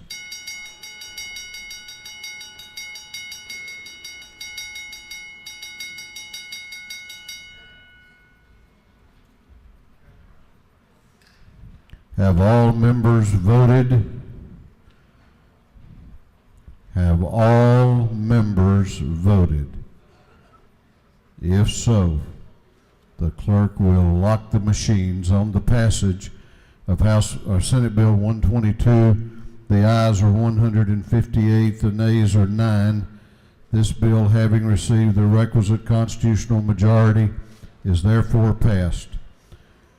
Clerk will read the caption to House Resolution 259. House Resolution 259 by Representative Bodie, the 62nd and others, to creating the Johnny Tolbert House Study Committee on Heat-Related Injuries, Cardiac Injuries, Other Sports-Related Injuries. This bill having referred to the Committee on Health and Human Services. That committee recommends that this resolution be adopted by committee substitute. Chair recognizes the whip of the Minority Caucus, Representative Bodie, to present the bill for the resolution. Thank you, Mr. Speaker. Today I rise to present H.R. 259, which is the Johnny Tolbert III Heat Stroke, Cardiac Arrest, and Other Youth-Related Injuries Study Committee. This has been a bipartisan effort for the last two sessions. What I want to do is create a study committee that can actually address the issues that we're having in the state of Georgia with youth-related injuries resulting from cardiac arrest and from heat stroke. The CDC has estimated over 1.4 million injuries have occurred amongst high school athletes practicing or competing in areas of football, baseball, softball, volleyball, and soccer and other related sports. In the state of Georgia, during the years of 1980 and 2009, Georgia led the country in heat-related football deaths in this country. In 2016, which brings me here today, I had a constituent son, Johnny Talbot III, who was 12 years old at the time, to die from a heat stroke during a football practice at a local park in City South Fulton. In 2015, a high school player from Burke County, Roderick Rod Williams, died from heat-related injuries during a football practice in Waynesboro, Georgia. And Jeremy Nelson, a 12-year-old from Gwinnett County, died from cardiac arrest in an all-star basketball game in 2014. This is happening too much to our youth in this state. We will have the opportunity with this study committee to get the experts in the room to address this issue. So I ask that you favorably support and vote yes for H.R. 259. And Mr. Speaker, I will yield the well for any questions at this time.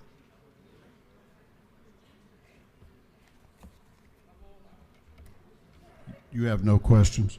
Thank you, Mr. Speaker. Is there any objection to the previous question being ordered? The chair hears none. The previous question is ordered. Is there any objection to adopting the committee substitute? The chair hears none. The committee substitute is adopted. Is there any objection to agreeing to the report of the committee, which was favorable to the adoption of the resolution? The chair hears none. The report of the committee is agreed to. Shall this resolution now be adopted? All those in favor of the adoption of the resolution will vote aye. Those opposed will vote no, and the clerk will unlock the machines.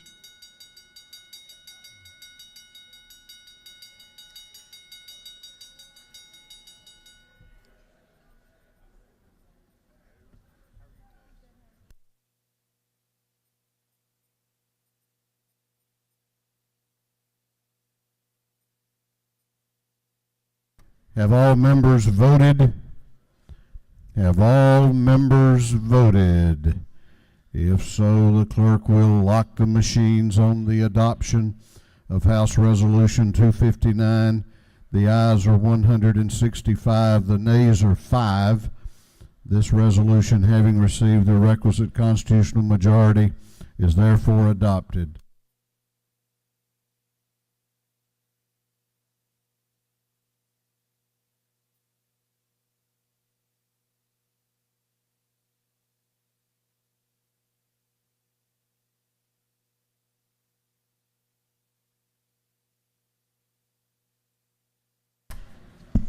Clerk will read the caption to Senate Bill 156. Senate Bill 156.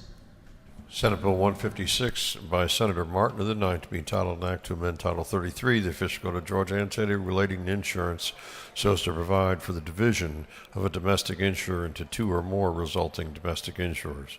This bill item referred to the Committee on Insurance. That committee recommends that this bill do pass.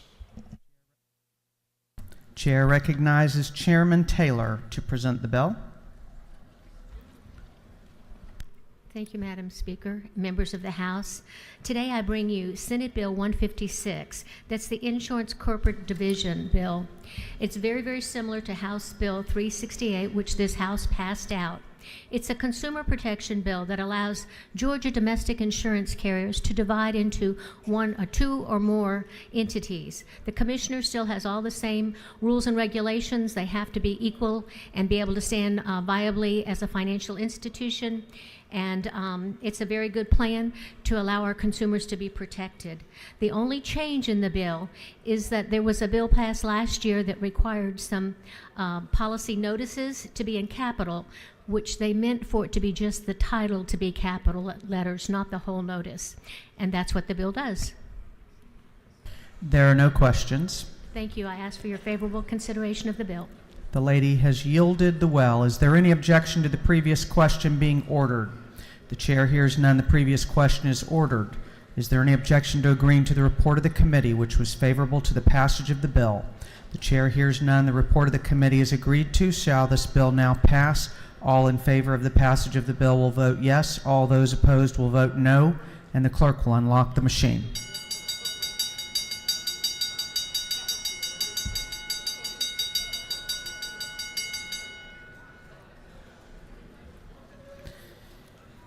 Have all members voted?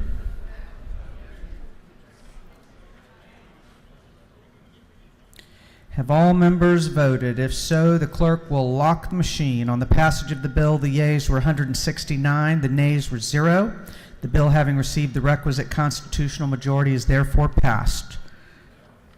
Clerk will read the caption to Senate Bill 202. Senate Bill 202.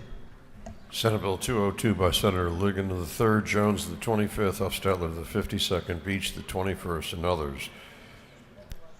To be entitled an act to amend Code Section 33-780 of the Official Code of Georgia, annotated relating to title insurance so as to allow title insurance to be procured on a lender's security interest in personal property taken by the lender as collateral. This bill having referred to the Committee on Insurance. That committee recommends that this bill do pass. The chair recognizes Secretary Williamson to present the bill.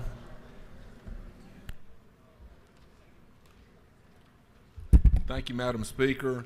Today I rise to present Senate Bill 202 LC 460118. This bill allows businesses to purchase title insurance on both their personal property as well as their real property. It's particularly helpful for business transactions with equipment involved. Currently, there's uncertainty in the law and the risk to both the purchaser and the lender as to whether equipment large equipment such as generators, turbines, cranes, and hoists, for example, or is an interest in real or business personal property. It provides both parties the assurance that if some defect in title comes up that they're covered. Personal property title insurance eliminates this risk. It is available in 30 other states, and the use of this risk management tool will help Georgia businesses grow. Be happy to take questions. If there are none, I'll ask for your favorable consideration and yield the well. There are no questions. The gentleman has yielded the well. Is there any objection to the previous question being ordered? The chair hears none. The previous question is ordered. Is there any objection to agreeing to the report of the committee, which was favorable to the passage of the bill? The chair hears none. The report of the committee is agreed to. Shall this bill now pass? All in favor of the passage of the bill will vote yes. All those opposed will vote no. And the clerk will unlock the machine.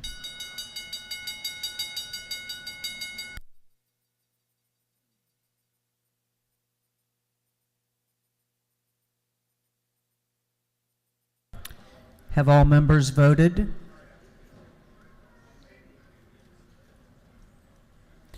Have all members voted? If so, the clerk will lock the machine. On the passage of the bill, the yeas were 166, the nays were 0. The bill, having received the requisite constitutional majority, is therefore passed. Clerk will read the caption to Senate Bill 177. Senate Bill 177. Senate Bill 177 by Senator Brass, the 28th, Henson the 41st, Robertson of the 29th, Anderson the 43rd, and others, to be entitled an act to amend Chapter 1 of Title 28 of the Official Code of Georgia, annotated relating to the General Assembly generally, so as to provide the requirements for consideration of local legislation revising existing districts or creating new districts by the General Assembly. This bill having referred to the Committee on Governmental Affairs. That committee recommends that this bill do pass. The chair recognizes Representative Williams to present the bill. Thank you, Madam Speaker. Senate Bill 177 just clarifies some issues in reapportionment. It doesn't stop any of the counties from continuing doing what they have done in the past.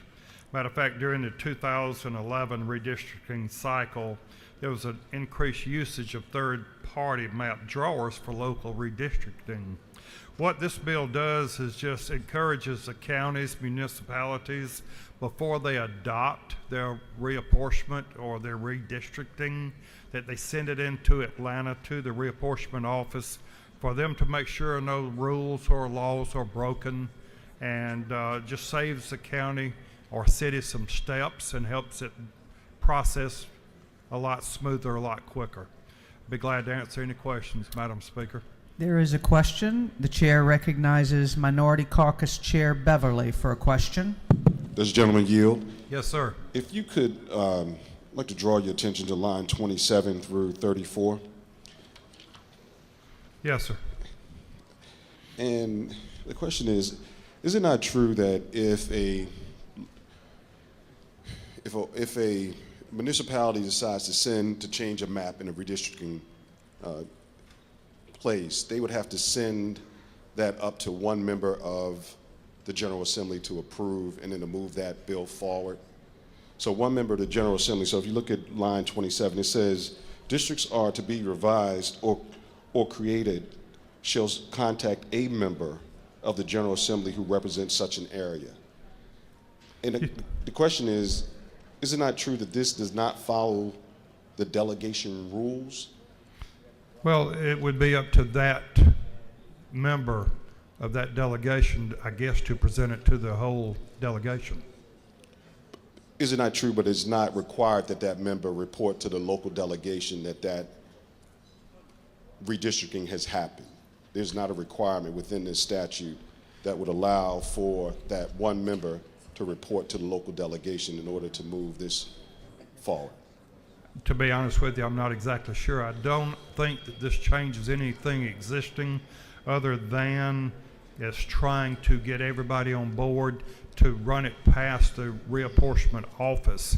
I don't know that this would be I don't think this would be introducing it to get it passed. I think this is just to get it to the reapportionment office, I believe.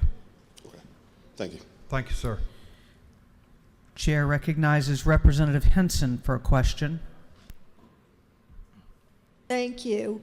Will the gentleman yield? Yes, ma'am. Thank you. Could you explain to us how this would affect annexations, both the type that come through the legislature, the 60% method, the 100% method, those which don't come through the legislature? It doesn't affect that at all. All this is stating if a district or a city or municipality or county is doing redistricting coming up, that before they vote on it, before they adopt it, they present it to reapportionment office here at the Capitol for them to make sure no laws are broken, no rules are broken, or you've not put someone in the wrong precinct. Further question, please? Sure. Thank you. So this could be done on a year-round basis, is that correct? I mean, if you have a city trying to annex something in, 100% method, they just have to bring it up here to clear it and then it's fine? I think this is only dealing with reapportionment after the census. I don't think this is something that people do normally or they're continually doing. I think this is only done after the census is completed. Thank you. Thank you. No other questions. I yield the well. I ask for your considerable favorite vote on this. Thank you. The gentleman has yielded the well. The chair, for what purpose does Chairman Powell rise? He waves. Is there any objection to the previous question being ordered? The chair hears none. The previous question is ordered. Is there any objection to agreeing to the report of the committee, which was favorable to the passage of the bill? The chair hears none. The report of the committee is agreed to. Shall this bill now pass? All in favor of the passage of the bill will vote yes. All those opposed will vote no.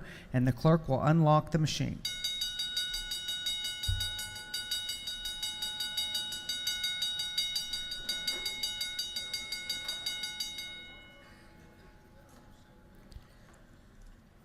Have all members voted?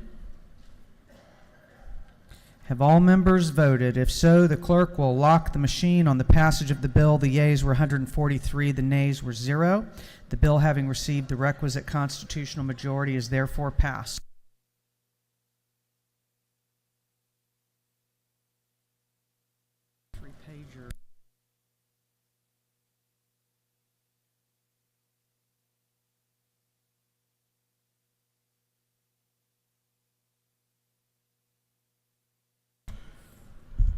Okay, we're going on now to announcements.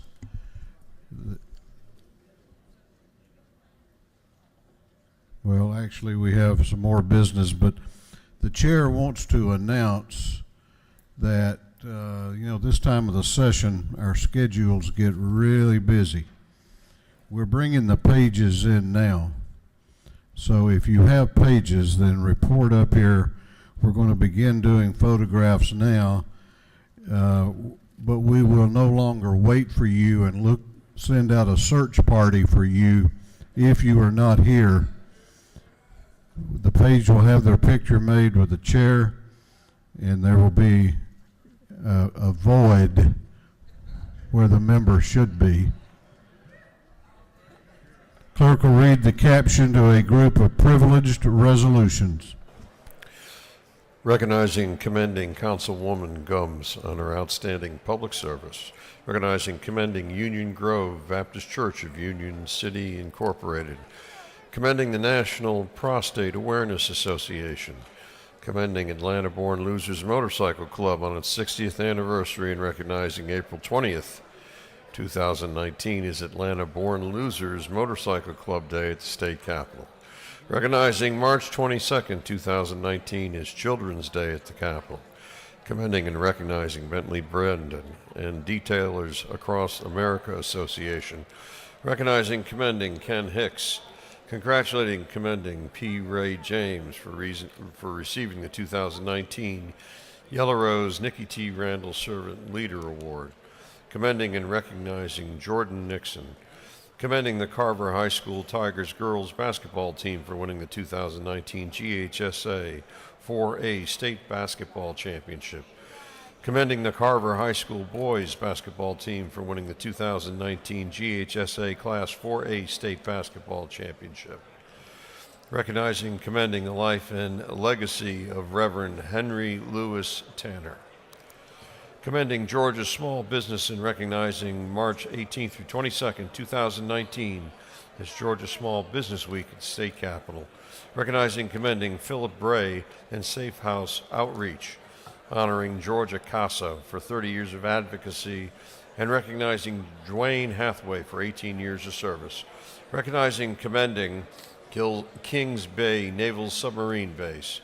Recognizing, commending the 100th anniversary of the Korean Independence Movement. Recognizing, commending the 10th anniversary of HOPE, Hispanic organization promoting education, and its founders. Recognizing, commending Joni Gross McRae. Commending Michelle Jackson Forest Park High School's Teacher of the Year. Commending Lucretia Adams, Edmonds Edge Elementary School's Teacher of the Year. Commending Latigra Trammell, Huey Elementary School's Teacher of the Year. Commending Kimberly Thomas, Forest Park Middle School's Teacher of the Year. Commending Martiza Lopez, School Teacher of the Year. Commending Priscilla Carbarallo, Anderson Elementary School's Teacher of the Year. Welcoming and commending the Honorable Ko Wen-jae, Mayor of Taipei City. Congratulating and commending Emma Jean Hamilton Huff for receiving the 2019 Yellow Rose Nikki T. Randall Servant Leader Award, and for other purposes. That completes the reading of the privileged resolutions.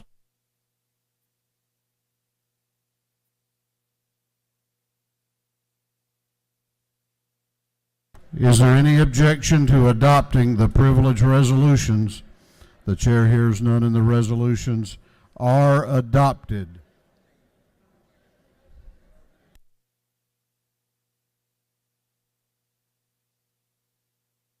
What purpose does Chairman Knight rise? Make a motion. State your motion.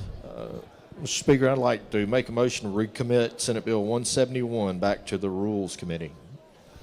Chairman Knight has moved that Senate Bill 171 be recommitted to the Rules Committee. The clerk will read the caption. Senate Bill 171 by Senator Wilkinson, the 50th, Huffstetler, the 52nd, and others, to be entitled an act to amend Title 15 Chapter 2 of Title 21 and Chapter 5 of Title 48 of the Official Code of Georgia entitled relating to courts, primaries, and elections generally. On the gentleman's motion that Senate Bill 171 be recommitted to the Rules Committee, is there objection? Chair hears none, and it is so ordered.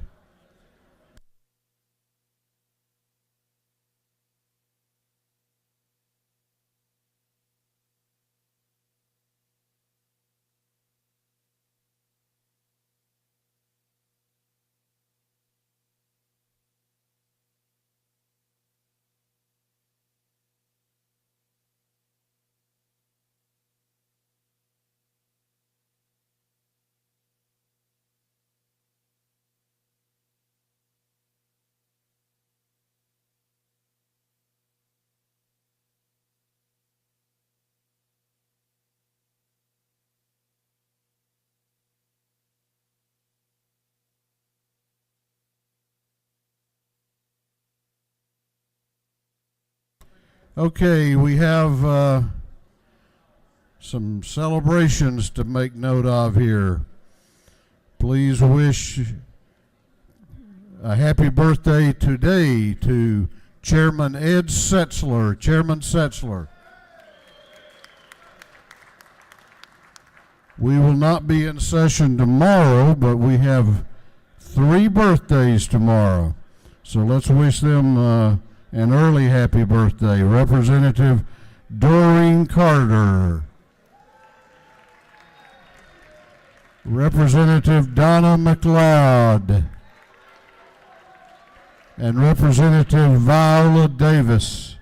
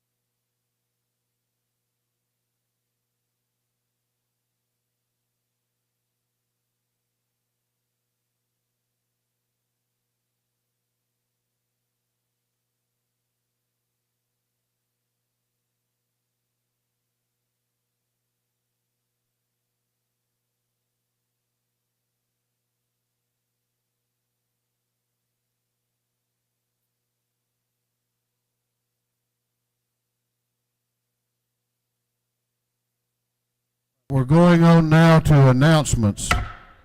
Going on to announcements. House will be in order. You might want to hear the announcements. Chair recognizes Chairman Corbett for an announcement.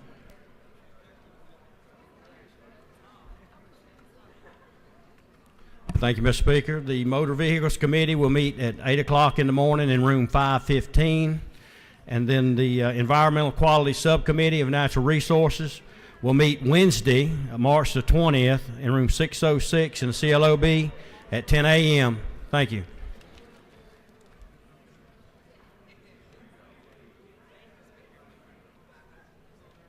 Chair recognizes Representative Hughley for an announcement. Thank you, Mr. Speaker. Ladies and gentlemen of the House, the Voting Rights Caucus is going to meet upon adjournment in room 406 of the CLOB, and our special guest today is Mr. Bruce of ACLU and Helen Butler of the Coalition for the People's Agenda. Thank you and join us.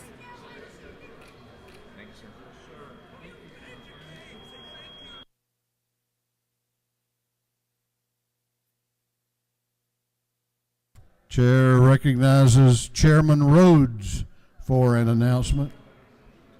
Thank you, Mr. Speaker. Game Fish and Parks will meet tomorrow, 403 at 2 p.m. Thank you.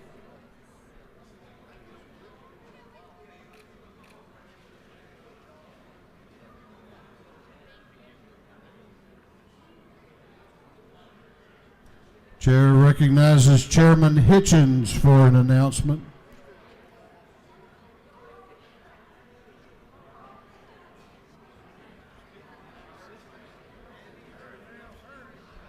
The Public Safety and Homeland Security Committee will meet at 1 p.m. today, 606 CLOB. We only have one bill, so it shouldn't take long. I've already had several people tell me they couldn't attend, so we need a quorum. Please show.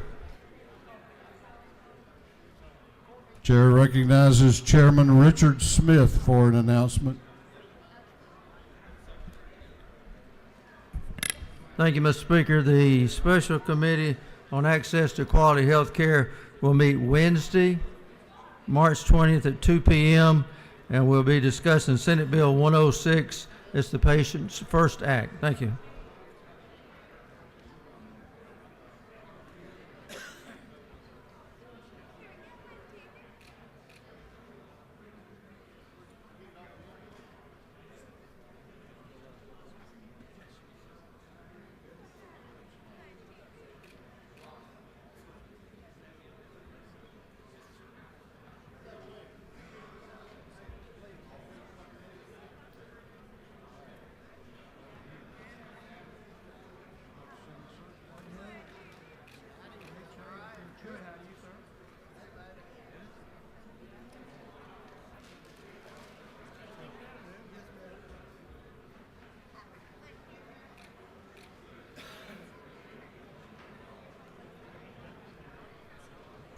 Chair recognizes Representative Gilliard for an announcement.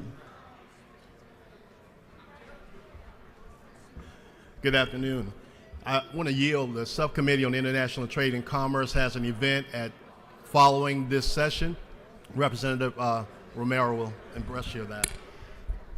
Thank you. Good morning again, members. We are honored to have Consulate General of Mexico, Javier Diaz de Leon, that will be here presenting on the U.S.-Mexico Treaty Agreement and how that affects businesses here in Georgia. So you're welcome to come join us here at the presentation, and also the consulate is providing lunch for us upon adjournment. Thank you.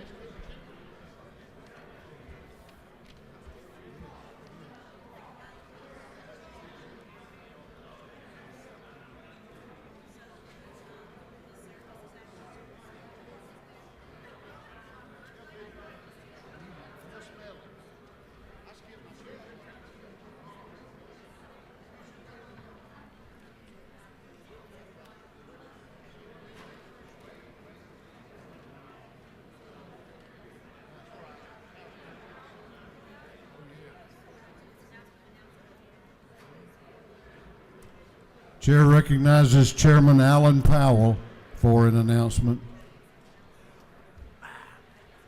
Members of regulated industries, if y'all could, as soon as we get out of here, meet us in 506. We have just a little short administrative issue we need to tend to. 506, Regulated Industries Committee. Chair recognizes Chairman Werkheiser for an announcement.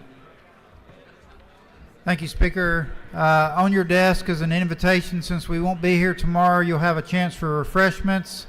Cap 125 from the hearing aid folks.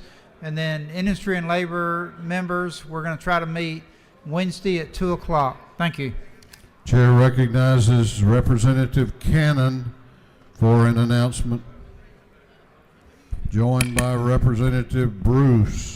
Thank you, Mr. Speaker. Today I rise to bring attention to a funeral service that will be taking place tomorrow at 11 a.m. at the historic Ebenezer Baptist Church. This is for the well-known civil rights activist of the Student Nonviolent Coordinating Committee here in Atlanta, Georgia, Lonnie King. We did already pass a resolution for his work in life, and we will have a resolution for his passing, but we look forward to seeing you tomorrow at 11 a.m. for his funeral service at Ebenezer Baptist Church. Thank you. Chair recognizes Representative Brian Prince for an announcement.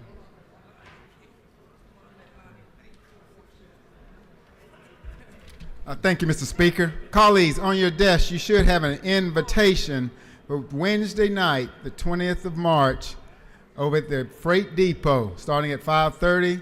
We're going to have the 26th annual Youth Challenge, Georgia National Guard Youth Challenge program.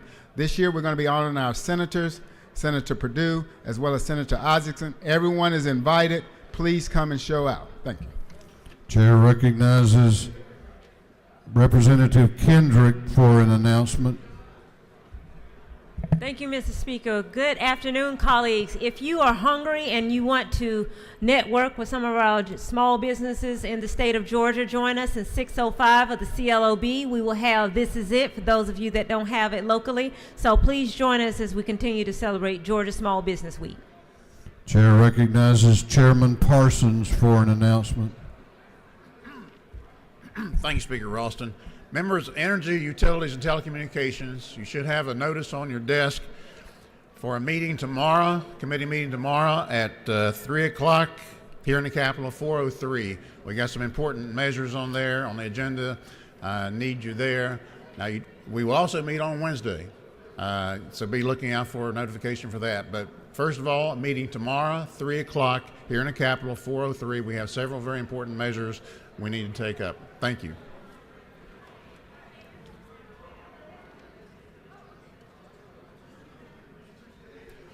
Chair recognizes Representative Henson for an announcement. Thank you, Mr. Speaker. DeKalb delegation will be meeting immediately after adjournment, room 216. Thank you. Chair recognizes Representative Park for an announcement. Thank you, Mr. Speaker. Colleagues, the Gwinnett delegation will be having a press conference at 3 o'clock today regarding the transit referendum tomorrow. So please come for members of the Gwinnett delegation. Thank you. Chair recognizes Chairman Greg Morris for an announcement. Thank you, Mr. Speaker. I wanted to remind the members of the Banks and Banking Committee that we have a meeting today at 2:30, room 341. We have two Senate measures that will be eligible for a vote. Again, Banks and Banking at 2:30, room 341. Thank you, Mr. Speaker. Chair recognizes Chairman Ballinger for an announcement. Thank you, Mr. Speaker. The Juvenile Justice Committee will meet today in room 515 at 1:30. I hope to see everybody there. Thank you. Chair recognizes Chairman Sam Watson for an announcement. Thank you, Mr. Speaker. Just a reminder, Rural Caucus will meet prior to Majority Caucus on Wednesday, so hope everybody can be there. We've got 2 meetings left, so hope to see you there. Thank you. Chair recognizes Chairman Fleming for an announcement.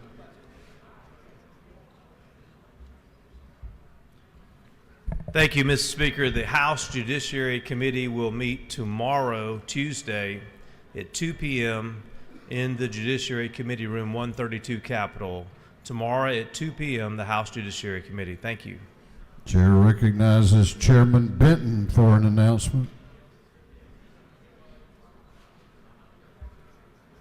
Thank you, Mr. Speaker. This is a reminder to all Retirement Committee members we will meet tomorrow at 2:30, 515 CLOB. Chair recognizes Representative Lopez Romero for an announcement. Thank you, Mr. Speaker. I apologize. Just wanted to confirm the presentation by Consulate General is in CAP here in the Capitol in 403. Chair recognizes the Majority Leader of the House for a motion. Mr. Speaker, I move that this House stand adjourned until 10 a.m. Thursday, March 21, 2019. The Majority Leader has moved that this House adjourn until Thursday, March 21 at 10 a.m. All those in favor of the motion will say aye. Those opposed will say no. The ayes have it. This House will be adjourned until Thursday, March 21 at 10 a.m.